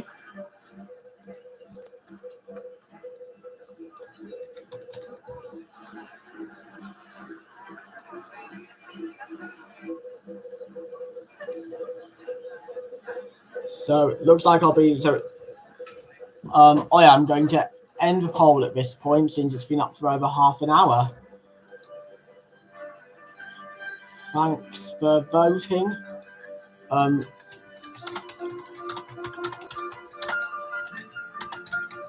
Looks like I will be leaving in boat 17. The band had started to play Emperor Waltz, basically. Well, the mood was becoming happy, but water was nearing the nameplate of the Salerosa, as you can see.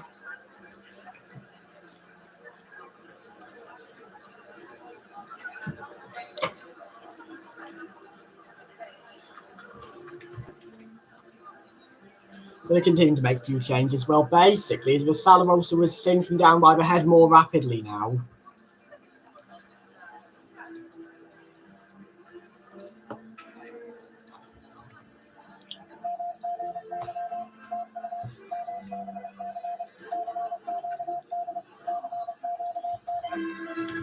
Well, basically,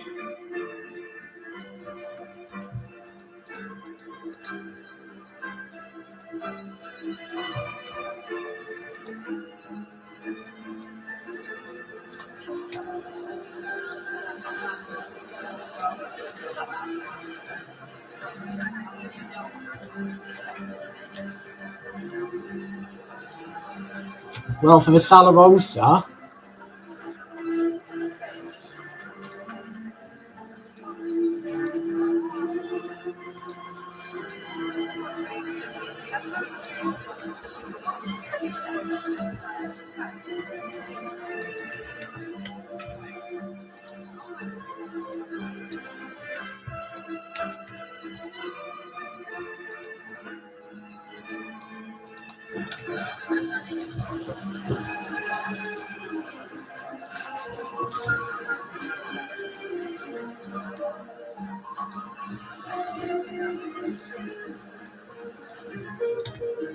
well, basically, as boat 12 reached the water, it began to row away. Well, boat 12 and 14, well, boat 14 was a little ahead of 12, so 12 began rowing to 14. Basically, well, just like making a few like corrections on slides, basically, I like change the number of how many so far have been evacuated when I get to those slides, and I've decided that's a better idea.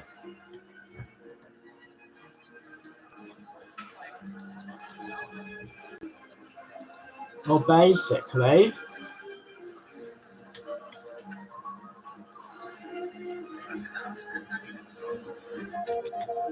well, so Salerosa was continuing to send out wireless messages. The bow was continuing to gradually sink deeper and deeper into the sea, as the stern was starting to gradually come out of the sea, basically. The propellers were starting to come out of the water.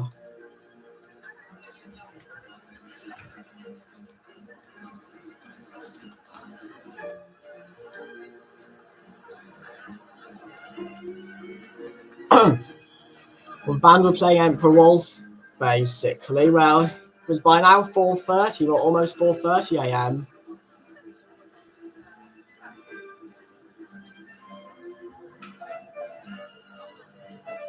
Basically,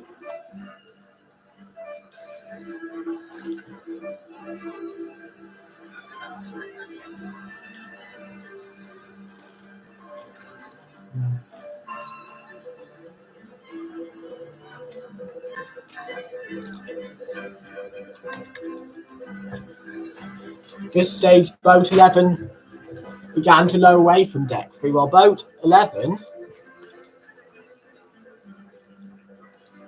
had quite a lot on board, had about 450 passengers on board. Boats 12, sorry, well, basically,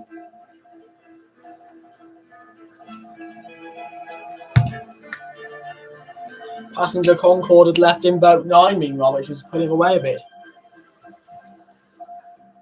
Well, meanwhile, passengers Honor, Extreme and Iron and me, we all arrived on deck 3. We got to deck 3 and saw boats 13, 15 and 19 being loaded and 11 being lowered away to the sea. 450 were on board boat 11, which was leaving, basically. Well, we decided to go up onto the deck to see if there's any boats on deck, basically. On the way up to deck, we saw boat E was on deck 2. E is on deck 2. The crew at this stage were beginning to work out on uncovering. Well, the crew, uncovered boat 18, which took 20 minutes. When the nearby crew region then swung out boat 18, which took another 30 minutes. So it took 5:20, basically. Well, then afterwards, at about 5:40, boat 20 was uncovered, and then it was swung out from about 6, and by 6:30 it had been swung out. So boat B was boat 20 and 18 were uncovered and swung out by 6:30. Only boat B hadn't been swung out yet. and when it could be swung out. Well, Emperor Waltz was playing basically, or boat 15 was being loaded as well at deck 3, along with the other boats as well. Well, basically,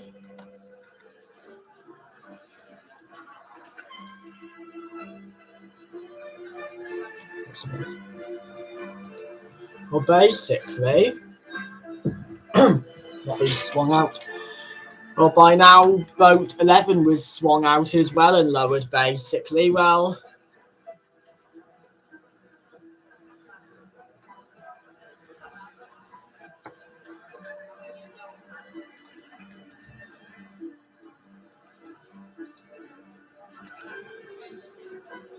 boat 11 was actually completely occupied, 400, almost fully occupied, about 90% occupied.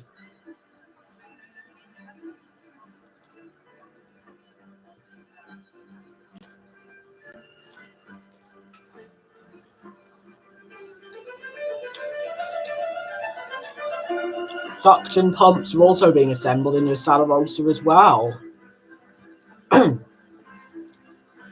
Salerosa's bow was continuing to gradually settle under, basically, and the stern was starting to come out of the water, basically. Well,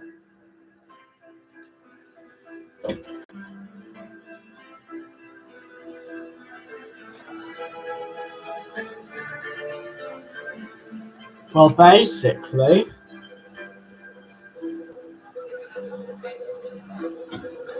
boat 11 was now lowered away. Well, the band finished playing Emperor Waltz. Meanwhile, with the band had finished playing Emperor Waltz, basically. Almost completely finished anyway. Salerosa was on an even keel at the minute. Well, but work began to load boat 4, basically. Boat 4 was on deck 8 and was being loaded, basically.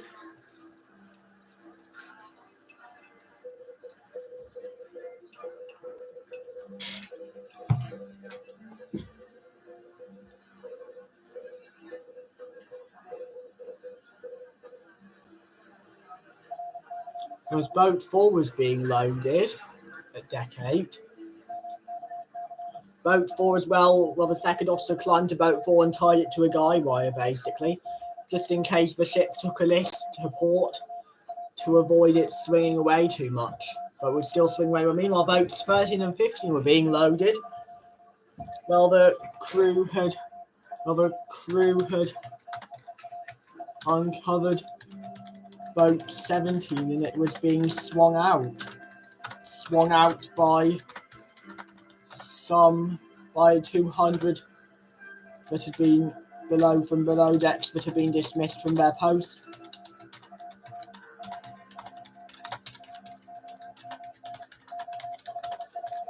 Well, again, basically, at this stage we were hearing Maple Leaf Rag being played, basically.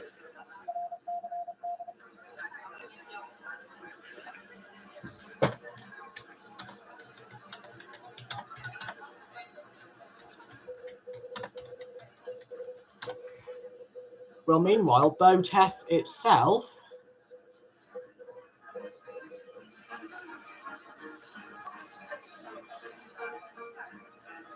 boat 7 began to row to a distance of about 1,000 meters, but still close in case needed. It also tied up with boat 5, which had rowed 2,000 meters. Both boats would remain there throughout the night.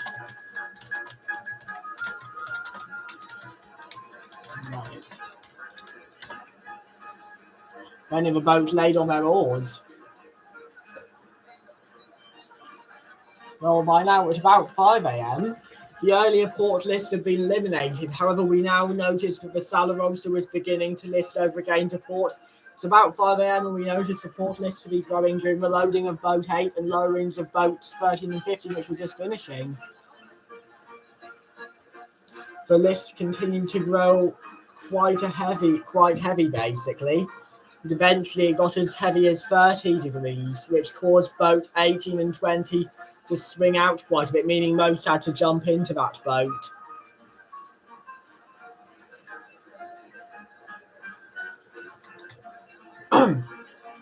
Well, basically, boats 13 and 15 have been loaded, basically. Well, someone jumped into boat. On this stage, an order was, well, the first officer came to where boats 13 and 15 were, having overseen the loading. Well, he was pretty tired, he was like having worked at the aft starboard and parts from boat 9 and all the other boats to load them, but just hadn't stopped. Well, at this stage, the first officer gave an order to the crew in boat 13 to start lowering where it was now 5:03 am. The Salerosa had a 3.6 degree list to port and was controlled with 350 occupants with lookout nomadic in charge.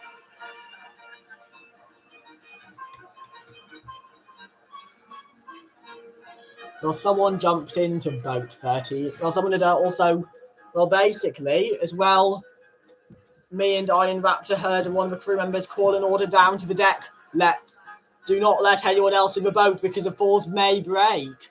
The boat was so heavily loaded that if just one jumped into it, it could part the falls and the boat would fall into the sea.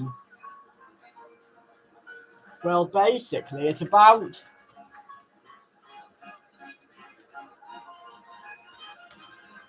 5:05 a.m. About 2 minutes after boat 13, boat 15 left the Salerosa, which had a 6 degree list to port by now and had 700 occupants in it. The third officer of the Salerosa was in command of the boat, along with lookout blandness. Well, boat 50 ended up coming up against the side quite a bit, basically, during the descent to the ocean, to the sea, sorry.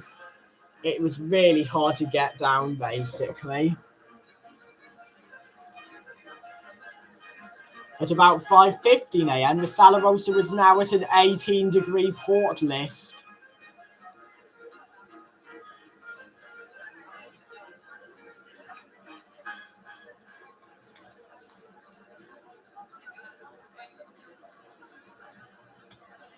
Well, basically, the Salerosa was listing over heavily to port. It was getting to a point where it felt as if the ship, which was keeling over heavily to port, may end up rolling over due to how much of a heavy list it had. Well, me and Iron Raptor were getting concerned about how heavy the list was. Well, extremely proposed maybe we could try and make it try and get to boat 19, but the list was just, the list got so heavy it eventually got to 30 degrees.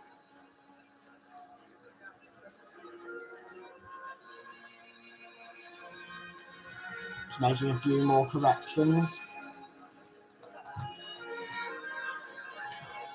Well, basically, by about 5:25 a.m., the Salerosa's port list reached 30 degrees and remained like that till 11:55.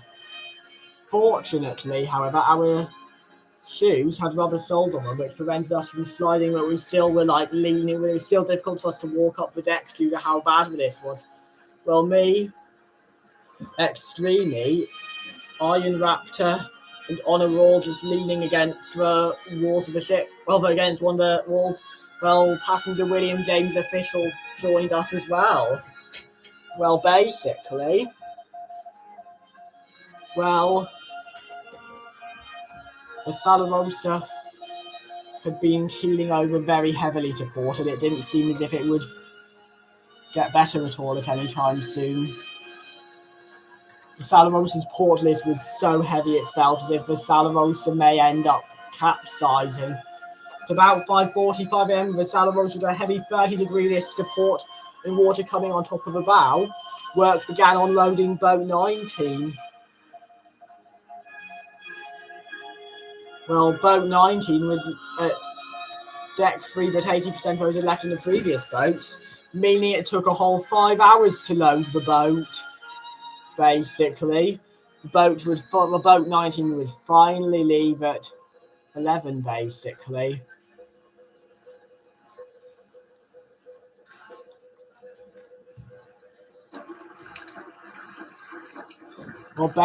the Salerosa's fourth officer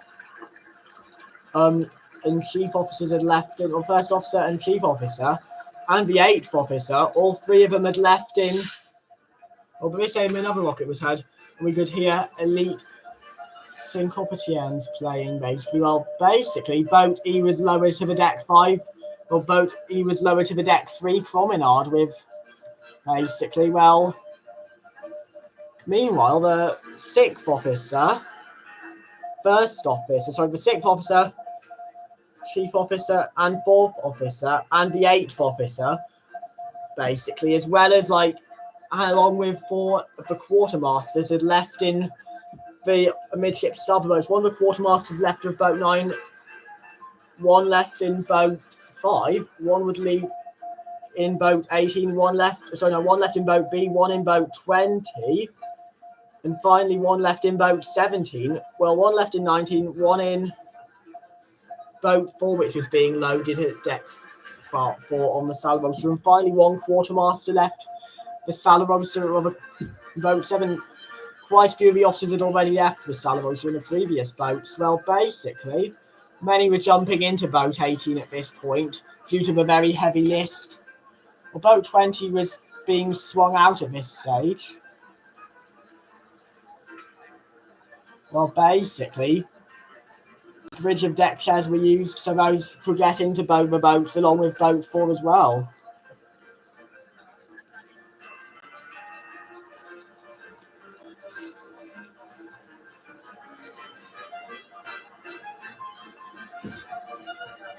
There was a happy mood on the Salerosa with me, but it was starting to decline now. The heavy port list was making it difficult for many of those to walk, but they could stand but had to be very careful about where they walked to be able to walk up the deck, basically.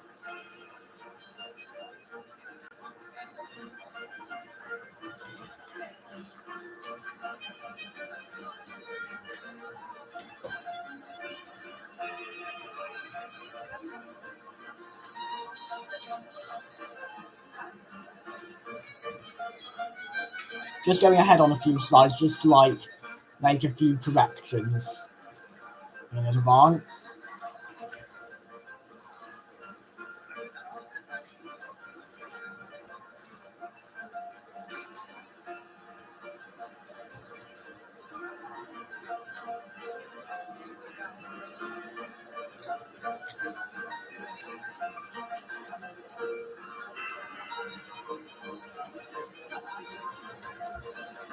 Well, at this stage,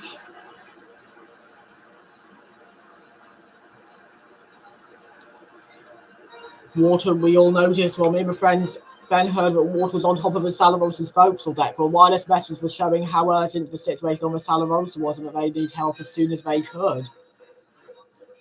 At about 8 a.m., the list was stopped worsening, or the wireless messages continued to show how bad it was, but the list wasn't worsening anymore. It was just at 30 degrees. Me and Iron Raptor were concerned the ship would end up capsizing, but we're now no longer concerned since the ship had stopped increasing the list. Well,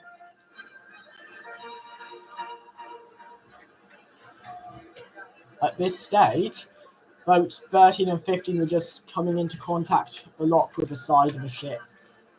Well, basically, at about 8:36 a.m., boat 13 reached the water and managed to disconnect, but ended up drifting under and sliding under 15. But fortunately, collision was averted, and at 8:40, boat 15 reached the water. Well, at 8:45, boats 13 and 15 began to pull for the lights of the SS Oceanic. Boat 9 remained at 1,000 meters away from the ship. Well, we're tied up with 5 and 7. Meanwhile, boat 13 would tie up with boats with boats 6, 8 and 16. With boat 16, with F and with boats 6 and 8, while 16 tied up with boats F and 1. At about 9 a.m., 6th Officer Tyker Mite got into boat. His loading was continuing so he could take command of the boat.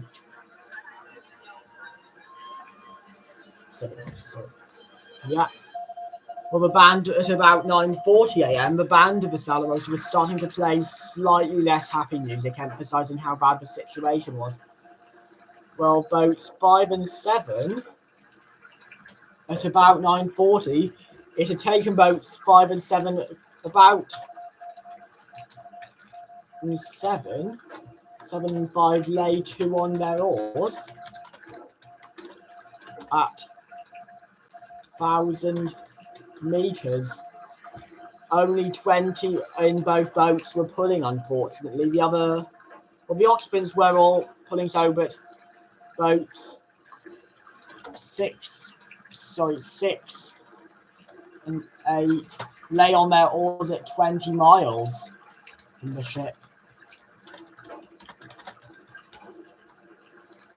At 9:50 a.m., as the loading of boat 18 was finishing, one occupant slipped and fell but was caught and taken back onto the boat, and at 9:55 a.m. on the Salerosa's reception room flooded. 5 minutes after an occupant slipped and fell between the boat. Sorry, advert.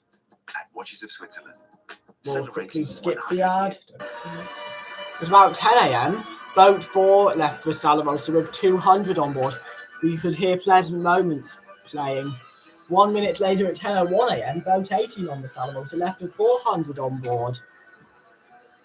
And finally, at 10:02 a.m., boat E on the Salerosa left with 300 on board, while passenger William James official stepped aboard boat 19. It took until midnight to lower boat E due to a very strong port list.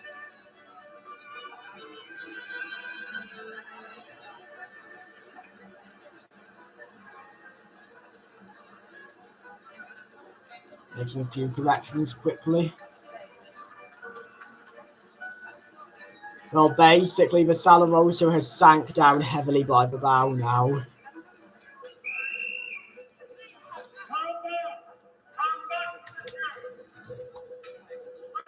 The captain came over. Well, the captain walked onto the bridge wing and gave an order for the boats to come back to the ship. Well, those in boat F heard the order, but the quartermaster told them they would not go back as it risked swamping their boat.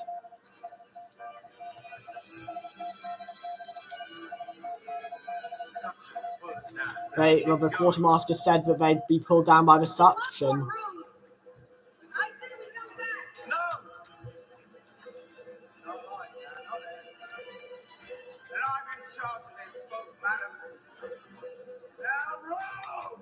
Well, basically, by 10:30 a.m.,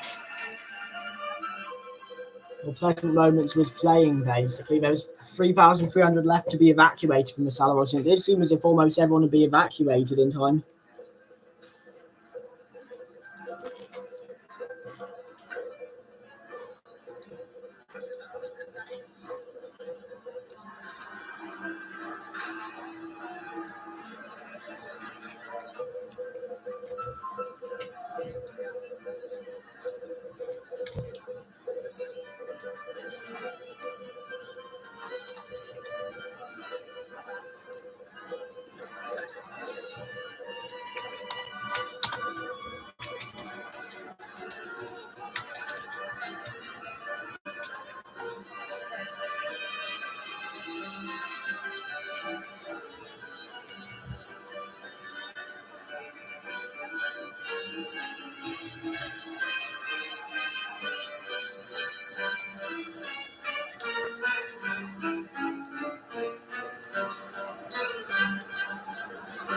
Well, at about 10:30 a.m., Pleasant Moments finished playing on the Salerosa finally. The happiness of the Salerosa was starting to fade now. Then we all heard the US national anthem, the Star Spangled Banner, play. Well, we were hopeful that help would arrive in time for the ship, but unfortunately, it wouldn't get there in time, basically. As it continued to play, we were still hopeful the Salerosa's bulkheads may keep her up for a bit longer, but it just didn't look good, basically, at the minute. Well,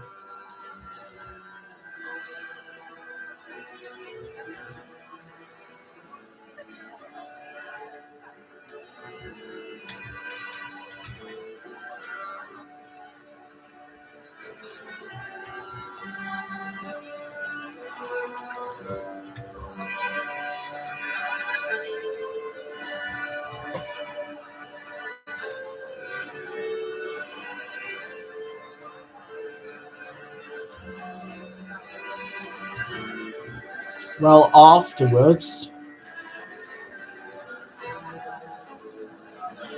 as the Star Spangled Banner was playing on the Salerosa, well, boat 4 reached the water. Basically, well, you could see the ship had sank badly down by the bow, basically. It was listing heavily to port.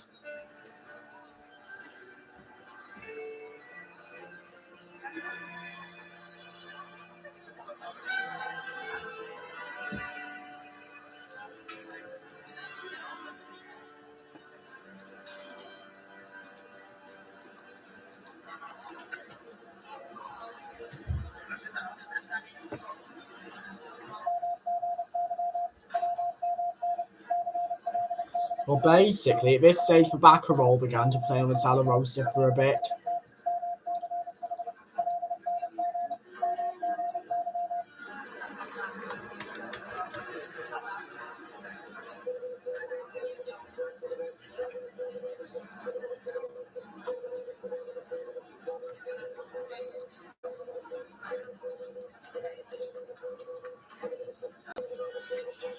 For a minute, it was hopeless on the Salerosa, basically. Salerosa was listing badly to port with the bow in the water. This stage, the first officer was who had overseen the loading of boat 19. Well, boat 17 was being loaded on the deck, boat 19 was being loaded on deck 3. Well, boat 19 at about 11 a.m. finished loading with 600 on board. Well, passenger William James, official, was on board. But it took till 12:30 to lower due to the list to port.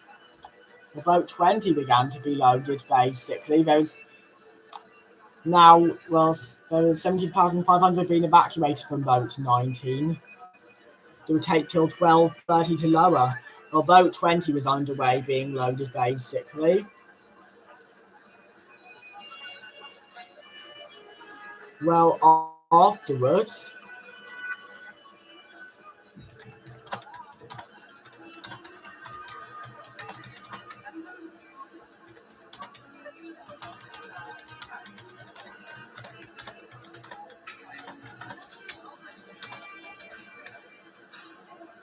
well, basically,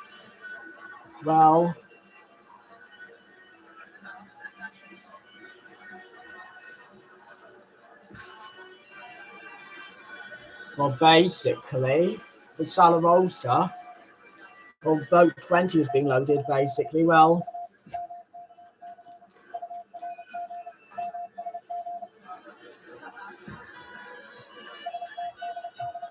fortunate at this time that most of the boats had left, well, that most of the boats had left, basically, because there was not a lot of crew left on board, only 1,000. There wasn't a lot of crew left on board the ship, basically, since boats had left. There were about 4 boats left on the Salerosa, so boat 19 was leaving, while boats 17, 20, B, and A was still on board, but boat A would never be successfully lowered from the Salerosa.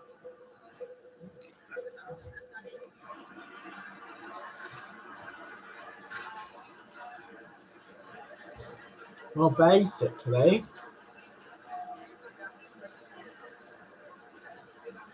well,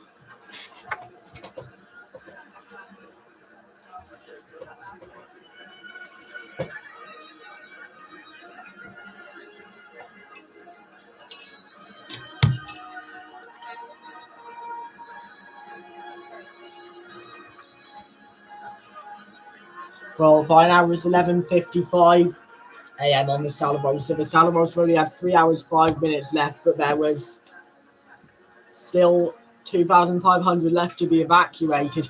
It's about 11:55 a.m. Started at 11:55 a.m. with most of the Salerosa's bow underwater. The Salerosa's port list began easing. It took 5 minutes for it to go from a 30-degree port list to an even keel. We heard Madame Butterfly, and the situation of the Salerosa was just seeming dire, basically. There was hardly any boats left on the Salerosa, basically. Rescue ships were on time. There was only 4 boats left and 2,500 still left to be evacuated. Well,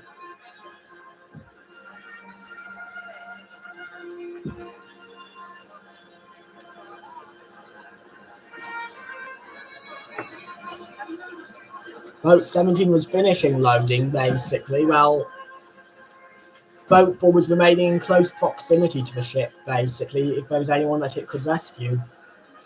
Well, afterwards,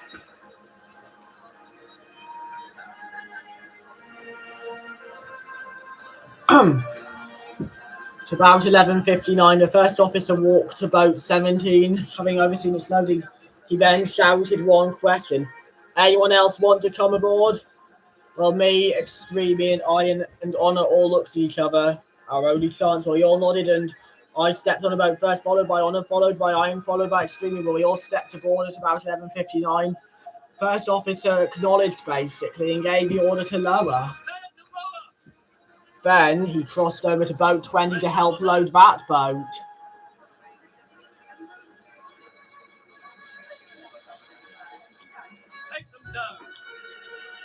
Then at midnight, between the nights of the 26th of April 2034 and 27th of April 2034, boat 17 began to lower with 700 seats occupied. 720 seats occupied. Well, me, Iron, Honor, and Extremely were in command of the boat. The Salerosa had no list by now, but the bow was almost under. Boat he reached the water and rowed towards boats 11, 15,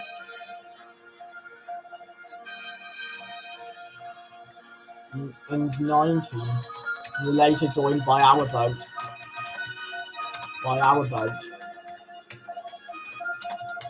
Well, basically,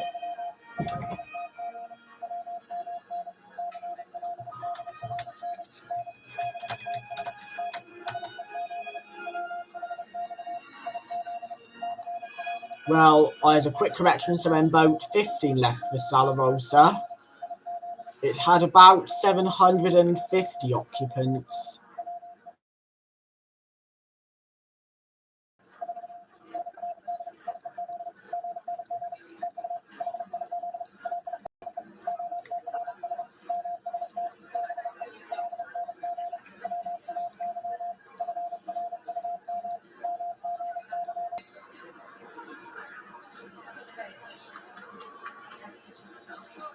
Well, by now, the Salerosa's power continued to dim, basically, and the lights began to burn a reddish colour, basically, as the power just continued to dim more and more.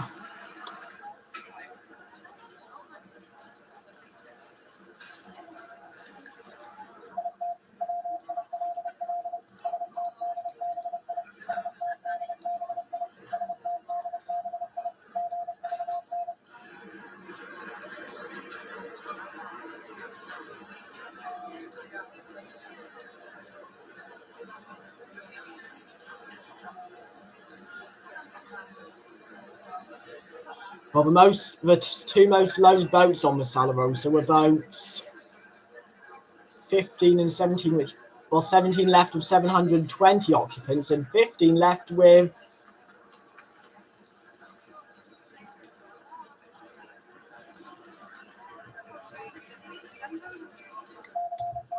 meanwhile, boat 17 left with Salerosa with 700 occupants.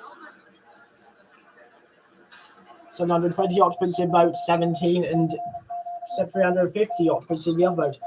Well, at this point, as our boat was lowering, all of a sudden the Salerosa began listing slightly over to port. It was about, Madame Butler had finished playing. We heard the hymn Eternal Father Strong to say as boat B was loading. About 12:20, the Salerosa's lights were dimming to a reddish colour, so it couldn't list. The messages just didn't come out very well.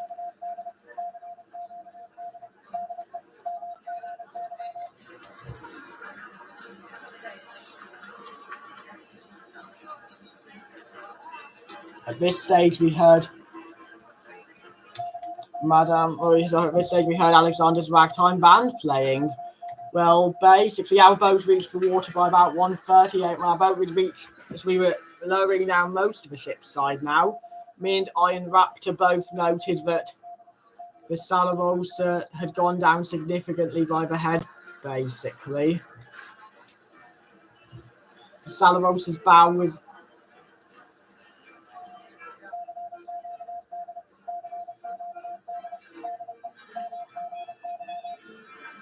was long since under, basically.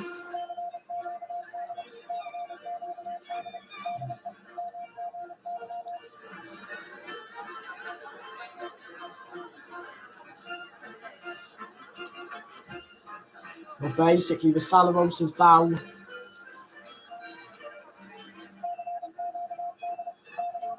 gone under. Well, at this stage, having found as many as they...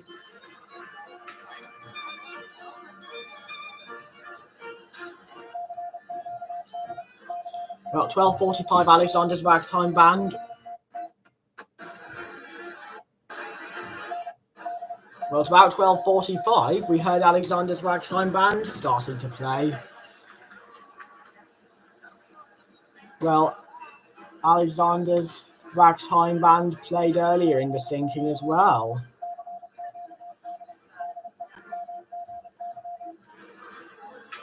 Well, having loaded almost 200 aboard, seamen boarded boat being prepared to lower the boat away into the sea. Well, meanwhile, our boat is already lowered. Boat B only had to be lowered 20 decks. Well, it started to lower, boat B started lowering by the time it was 100 yards from the Salerosa, so 200 on board. Meanwhile, boat 17 reached the water, having lowered at 2.5 inches per second. But, well, it was neared the water, having lowered to at an inconsistent rate of specifically. Meanwhile, me and Ian have both noticed the ship had gone down noticeably as we left, basically. But it just did not look like a good situation at all for the ship. The bow was long since under.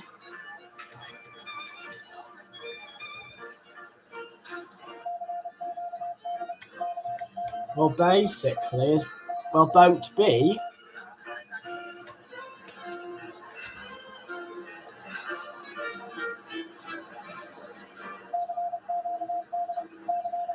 Just going to pause for a few minutes. I might pause the music for a minute since I had to make a few corrections.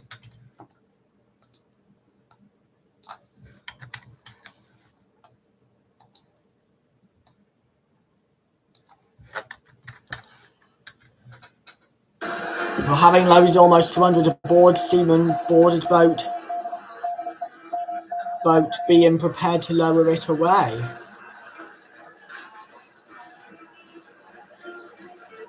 Well, basically,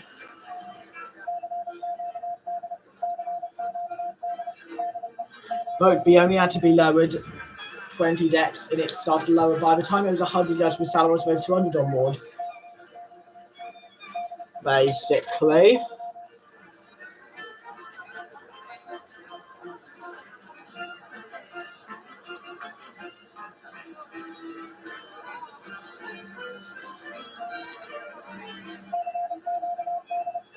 Well, it's about this time, however, something disturbing happened, basically.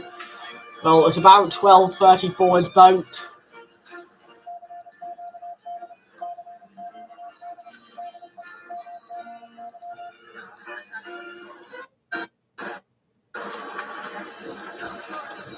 About 12:34, the Salerosa was at a 2-degree port list, but it suddenly started to worsen heavily. We heard Alexander's ragtime band playing, which had also played earlier in the sinking.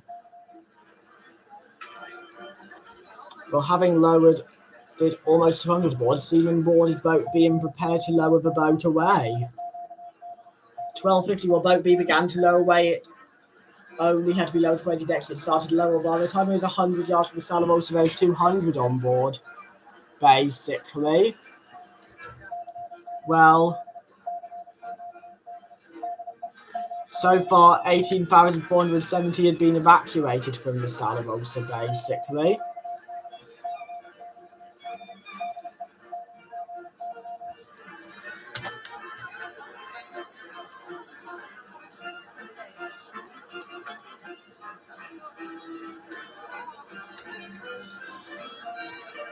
Well, basically, well, as boat B lowered away,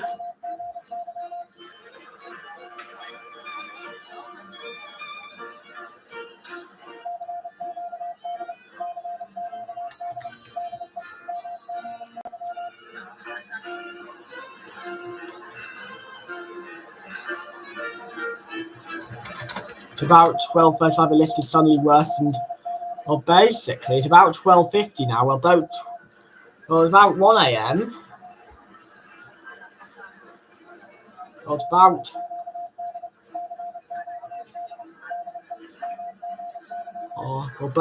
we're 100 miles from Salerosa. They can see only a few brightly burning rows on the aft end of the Salerosa, basically.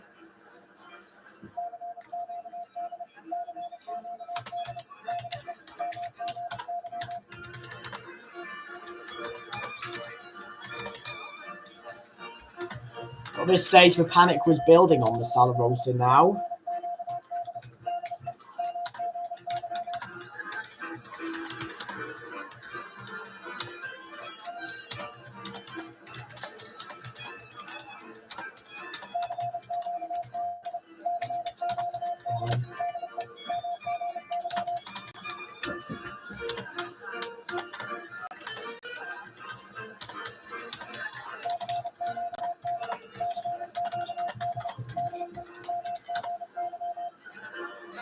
Well, basically, at about 1 a.m.,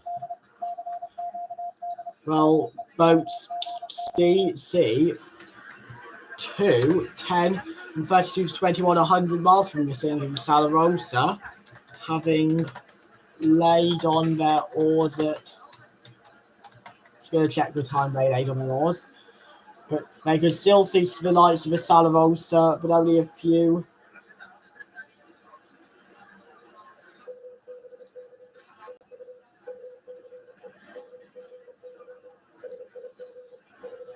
You could only see a few brightly burning rows of lights on the aft end of the Salerosa, basically.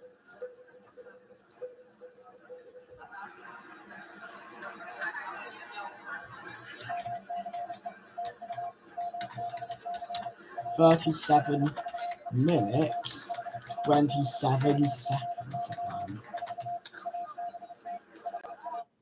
Sorry, no, I keep wanting to do this, but just like because it's starting to get a bit behind on time because of how long it's like, how many events happen.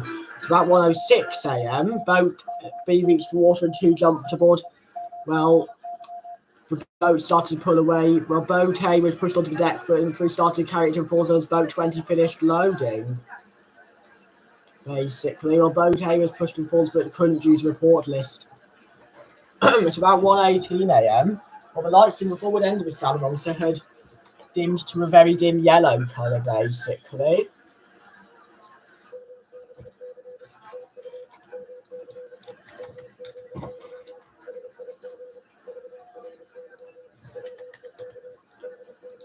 Well, the lights in the forward end had dimmed to a very dim yellow reddish colour, and Song.Dom was heard, basically, or Song.Om, which is like Autumn Dream.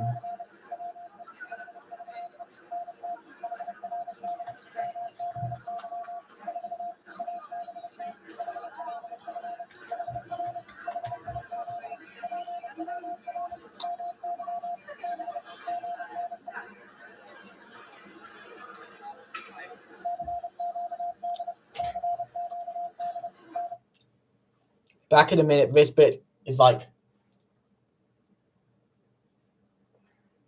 quite haunting, basically, is a quick heads up. This bit not like haunting, but quite scary is a quick heads up.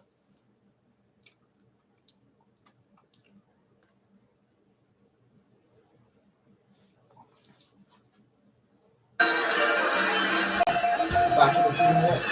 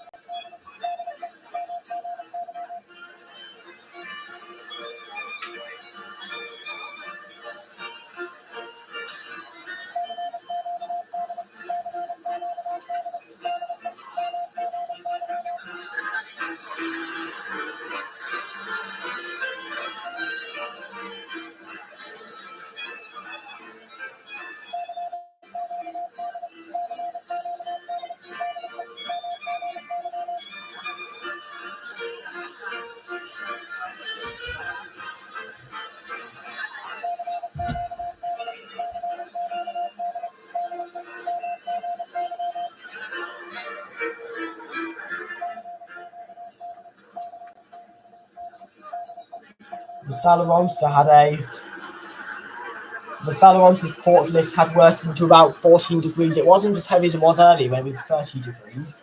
It was 5.5 or 6.5 hours and somehow didn't capsize, but it was still 14 degrees, which is a pretty heavy lift. It meant they couldn't push boat A up the deck.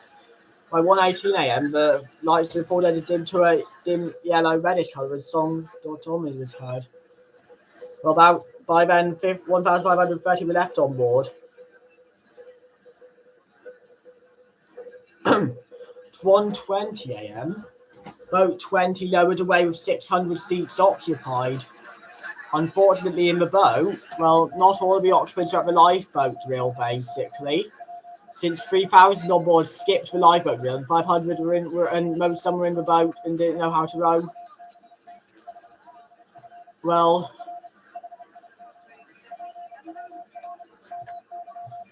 some could pull, knew how to pull, but weren't able to. But one of those that knew how to pull, but wasn't able to, was told to stiv those flotilla so the rest that can pull, basically. Well, some of the boat noted the Salerosa's red light being not too far above the sea. Well, First Officer Spiros, who would oversee the launches of pretty much every other boat on the starboard side, was in command of that boat, basically. With 600 in boat 20, it was the most filled port side boat. It rowed to and laid up with the other boats, and laid up with boats B,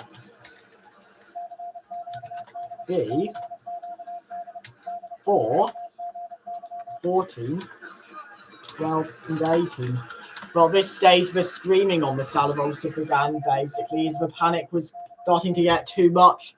It's about 1:25 a.m., screaming on the Salerosa started, panic built, and basically the boat was barely started lowering, and there was just screaming and panic on board. Well, to make things worse, boat A was halfway up, but the list was making it difficult. Meanwhile, boat 17 was nearing the water. Having lowered down the side of the ship at an inconsistent rate of inches per second due to the heavy port list. Well, me and Ian both noted the ship had gone down noticeably as we lowered, with the bow completely under by now, the bow end.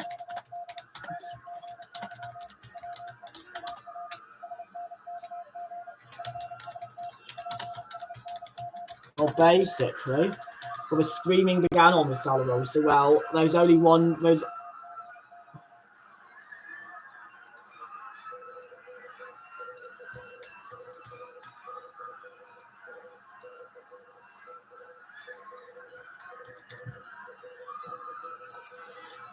Well, the list at 1:35 a.m. was now 14 degrees, but would hold that till the plunge. The boat A was halfway up, but the list made it difficult.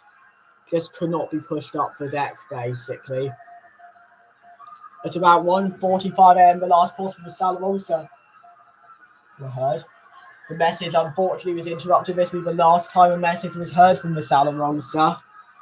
Well, there was 930 still on board the Salerosa. Most have been evacuated, which is pretty good considering the circumstances, all the stress and pressure to evacuate everyone. They managed to get almost everyone off, basically. Well, after the last calls from the Salerosa were heard,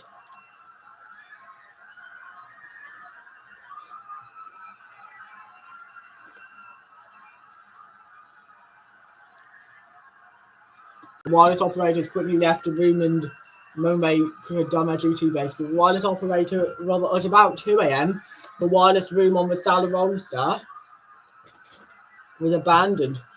The captain had been dismissing everyone from their posts since about 1:30 a.m. Then he shouted for the last time on the megaphone and radio on the ship, "Abandon ship, everyone, it's every one for themselves." He then went into the bridge. Boat 20 reached the water and the falls were disconnected. Boat 20 was the last boat to fully leave the Salerosa by disconnecting the falls, apart from which survived the night, basically. While boat 20 reached the water and the falls were disconnected. Well, most in the boat 20 noted, similar to boat 10 on Titanic, the red port light being under, though, was Though, unlike on the Titanic, because the red port light probably was under when boat 10 reached the water, but on the Salerosa, the port red light on the Salerosa was extinguished 15 minutes ago. Well, they had to lift the boat hooks up to disconnect them, those, but could start to pull away as fast as they could to where the other boats were.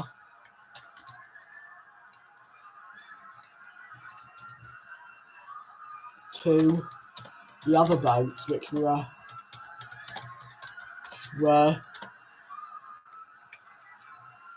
1,000 meters away.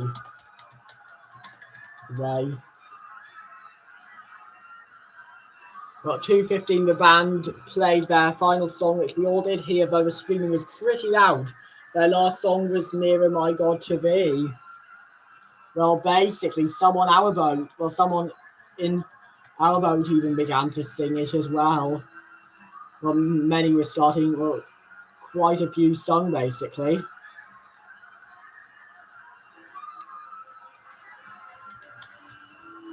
Well,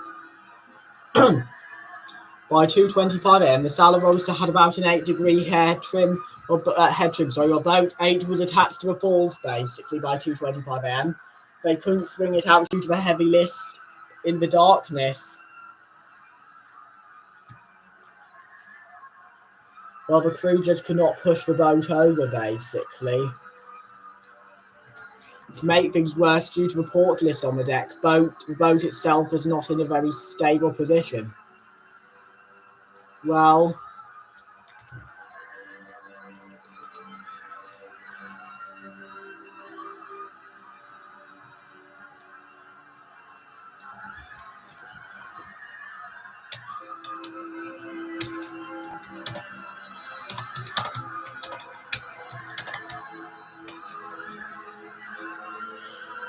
boat A could not be swung out due to the heavy list, basically. Well,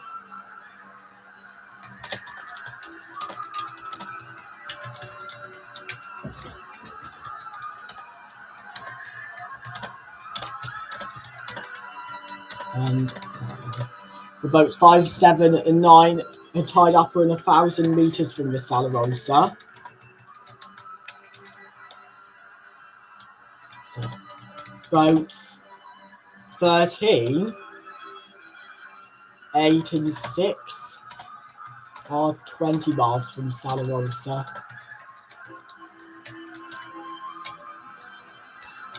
Boats 11, 15, 17, E, 19 were all 5 miles from the Salerosa, but not part of the other group. But not with one boat. 1, F, and 16. Well, the screaming continued. By about 2:43 a.m, the Salerosa had a 10-degree head trim and a 40-degree port list, while water was well over the boat deck on the port side, though not on the starboard side. Finally, the band finished playing Nearer My God to Thee. They had done their duty, basically. Well, the screaming continued on the Salerosa. The panic was still continuing. Well, 20 lays 2 with the other boats. 18, B, 4, 14, and 12. At about 2:45 a.m, the Salerosa started to even out, and by 2:45:30 a.m, the Salerosa was fully on an even keel and paused for 30 seconds, but it started to plunge down at an angle of 15 degrees per minute. Well, as it paused down, well, the crew were trying to cut the falls for boat.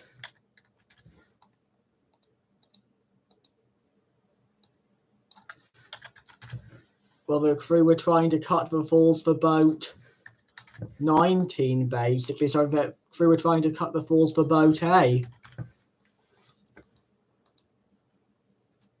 The Salerosa was plunging down at an angle of 15 degrees per minute when we saw the Salerosa rapidly plunging by the bow. At 2:46.20, the Salerosa's second mast was suddenly crashed onto the starboard side due to an explosion bringing it down. 8 seconds later, the first mast fell when we heard a crash and a rumble, basically. Scared everyone in our boats. We all began clutching the side, basically, fearful we'd fall out if we jumped in here and heard a loud explosion. 2:47.40, the Salerosa was at a 35-degree angle when we heard a rumble like thunder as the stern was well out. Well, basically, Honor admitted he couldn't watch anymore. Well, Honor, Streamy, and me, we all shut our eyes for a minute. Then at 2:48, due to a 40-degree angle, those on deck were sliding down. At 2:49, the Salerosa's lights went out as a crashing and roaring and rumbling like a million tons of rocks crashed from bow to funnel. We had a sound like that. Third mast fell due to water pressure and the funnel remained standing. Well, the lights went out and most of the boats that were beyond a certain distance thought the ship vanished. The ship was in total darkness.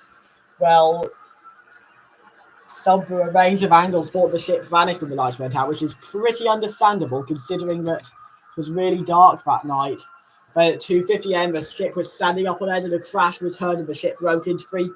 The middle from aft to third mast and forward of fourth mast where the brake locations were.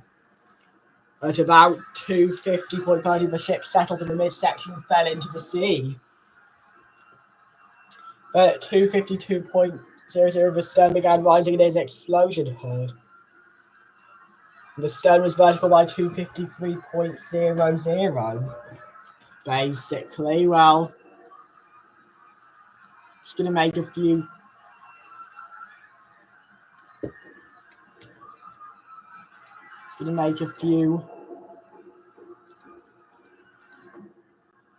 adjustments quickly. Well, we continue to hear screams and cries from the vertical Salerosa as the Salerosa, which was standing up on end like a skyscraper with all lights turned off at night, stood up on end at a vertical angle, completely vertical. And finally at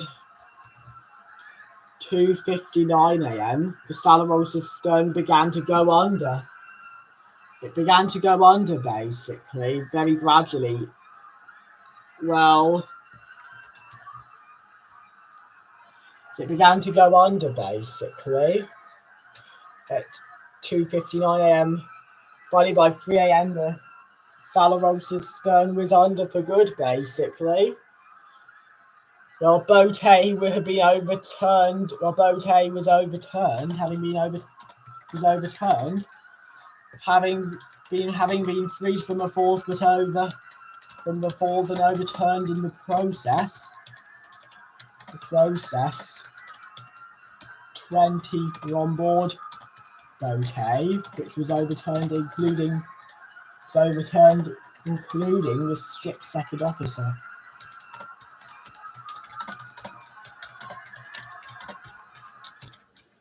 Well, finally, after the stern went under at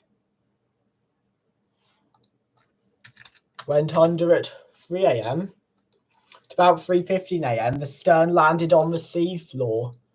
Boat A was overturned and 20 are on the boat. So in total, 19,090 out of the 20,000 viewers so far been saved, basically. Well, at about 3:25 a.m. in boats F and 1, F1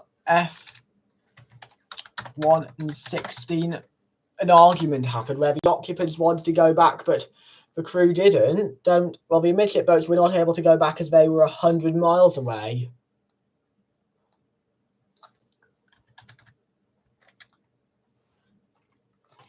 At about 3:30 a.m, boats 19, 17, E, so 3 was too far, 5, 7, 9 and 5, 9 and 7, E, 17, 19, 15 and 11, all tied up. Honor orders everyone in boat 17 to go to the other boats, so 17 could go back for rest to rescue anyone in the water.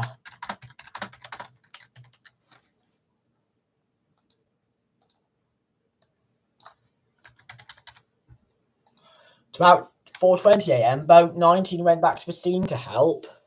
Well, boats F1 and 16 tied up.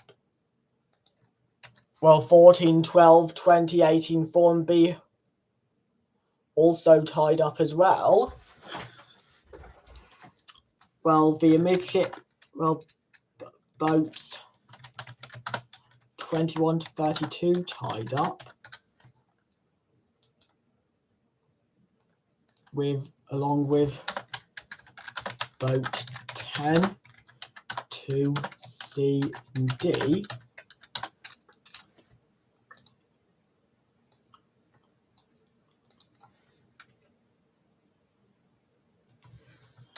Boat 13, 8, 6 also tied up. Basically.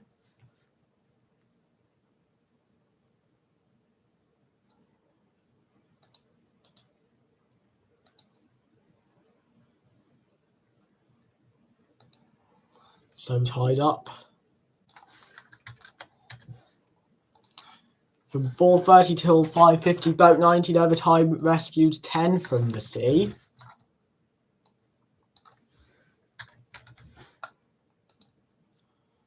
It's about 6:20, boat 19 tied back with the other boats, and boat 17 tied back up with the other boats.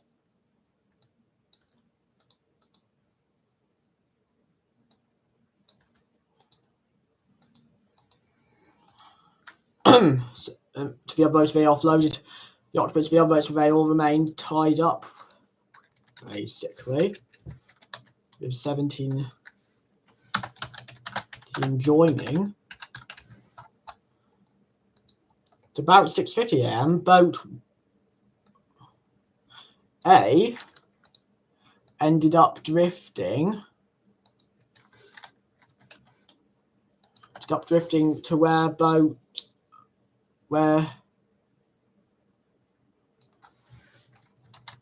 boats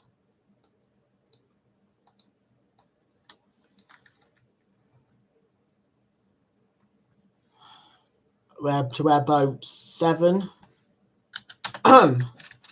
5, 9, 11, 15, 17, E and 19 are. Everyone in boat A which overturned was offloaded, and at 7:20 a.m. boat A sank. 8 a.m. dawn arrived as the Empress of Atlantic arrived to pick up 10, whereas arrived to pick up boats 3, 4, 5,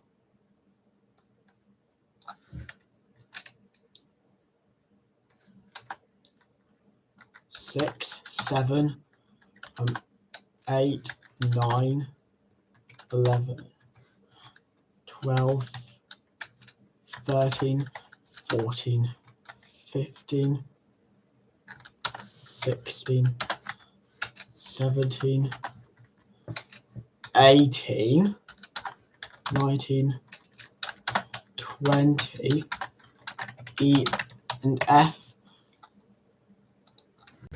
Well, meanwhile, the MS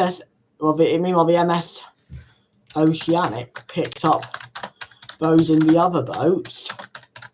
The other boats which had lighted in the other boats, as well as boat 3, as the midship boats pulled alongside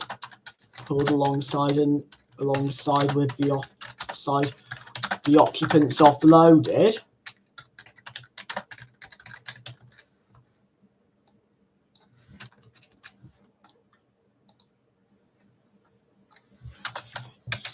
after they sailed to boat 3 and picked up everyone there. There as well. Then at 2 p.m. 27th of April 2034, the picking up of everyone had finished. 900 were lost in the sinking, while 19,100 survived. Everyone found out about what happened on the Salerosa. Those on the Empress of Atlantic are considered heroes, and 3 days later the ship survived in harbour.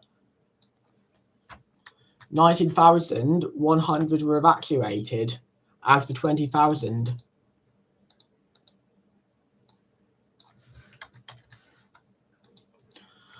Well, after the ship sinking, ocean lines and cruise lines ago, and many other ships sink. Men sink, but after many of the ship sinkings, he went on the MSS Atlanta, which was the final ship sinking he was on. He afterwards went to MSC Cruises Royal Caribbean and was never on any other ship sinkings after that, as those ships didn't sink. As he said earlier, in most ship sinkings he was on, apart from ones that are upside down, SS Empress and Pacific, SS Manchester, and SS Atlanta, the ship would sink on a completely even keel, no list at all, and tilt by bow and stern.